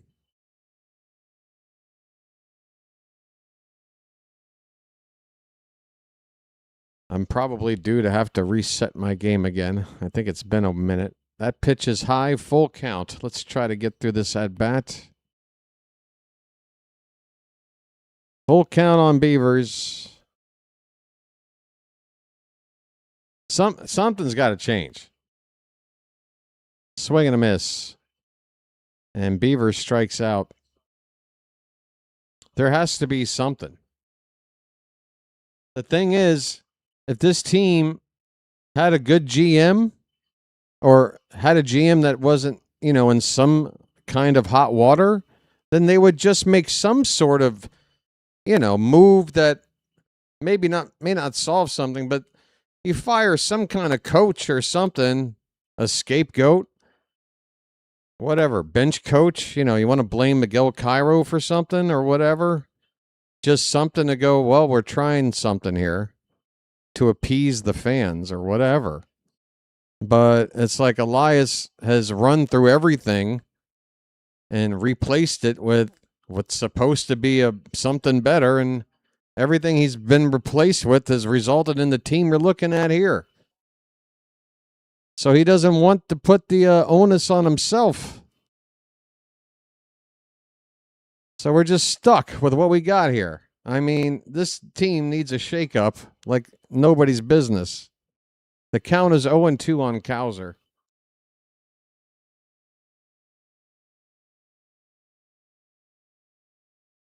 That pitch is high, 1 ball, 2 strikes.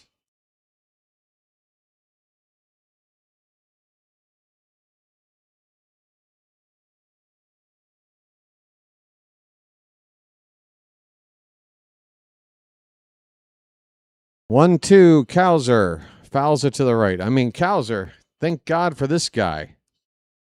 He's given me something to, put a smile on my face past couple of days.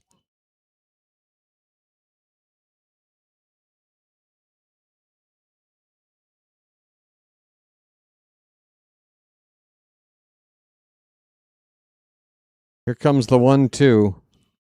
Outside. 2-2. Folks, you tell me. I mean, if you guys want to say, look, VW, we like your positive energy on the calls, you need to maintain it.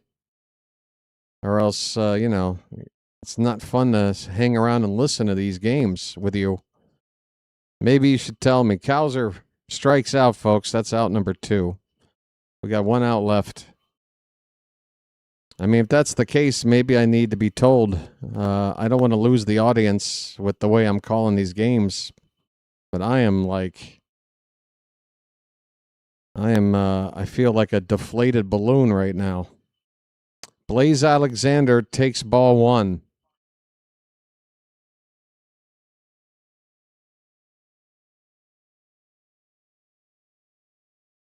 Next pitch, hit on the ground, foul. A ball and a strike. Well, let me go ahead and get some stuff out of the way, folks, because post-game show is not going to happen. I'm going to just sign off quick. I want to say thanks to the Charm City chat for hanging out for another ball game, the mods for doing another bang-up job, keeping the chat nice and charming. Thanks for hitting that like button, everybody, and we got some subscribers in here tonight. They might be second-guessing their decision. But thanks to everybody for whatever it is you do, one or more things that you do to help the channel out. It means a lot. Folks, is this game going to come back up for me, or has the stream just given up? This is crazy. My goodness, folks, I'm going to need to... There it goes. Final out right there. Blaze Alexander strikes out looking to end the ball game. He had... call on the field was overturned. The White Sox challenged? Oh, okay. So the Orioles lose the game with the White Sox challenging what was called a ball. And I guess they were right that it was a strike, and that's how we lose on a challenge called strike 3 to end the game. What a perfect way for this to wrap up, folks. The Orioles lose tonight and have dropped now to 8 games under 500. Is it 8 or is it? Are we at 39 and 46 or 39 and 47? What number game is this? This is game 86. Yeah, 39 and 47. 8 games under.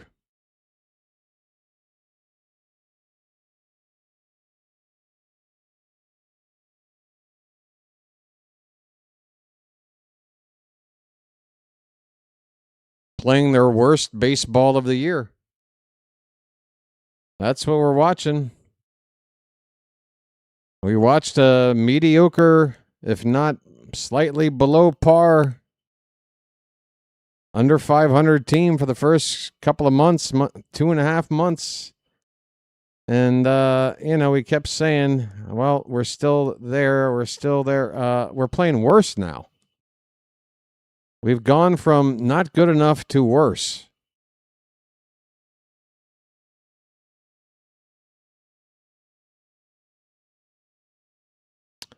Eight to 2, the final. Taylor gets the win. Wolfram gets the loss. And I am getting out of here. Let's see who is on. I'm going to redirect you if I can. And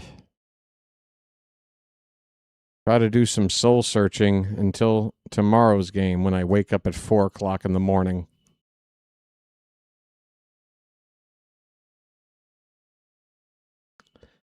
Unbelievable.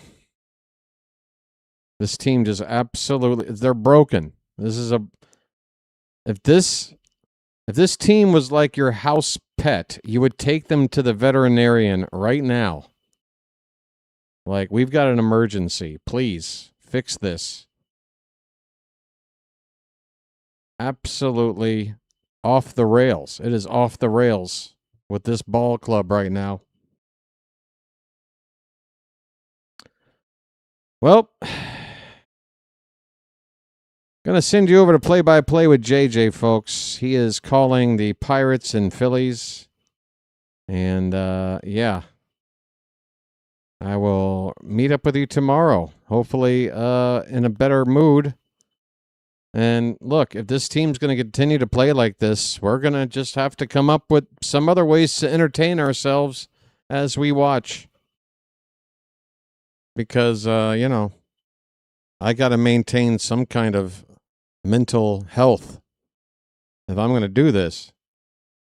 JJ's coming up, folks. Thanks for being here, and I will catch up with you tomorrow. Until then, this has been the BirdWatcher, and I'll chirp at you later. I hope we can, again, just what needs fixing. I just hope rock bottom gets here as quickly as possible so that we can start heading in the right direction. Just go ahead and just open up these wounds and pour the salt in them and whatever. Just get it all over with. Honestly. This is bad baseball, folks. All right, I'll see you tomorrow. Here comes play-by-play with JJ. Take care, folks.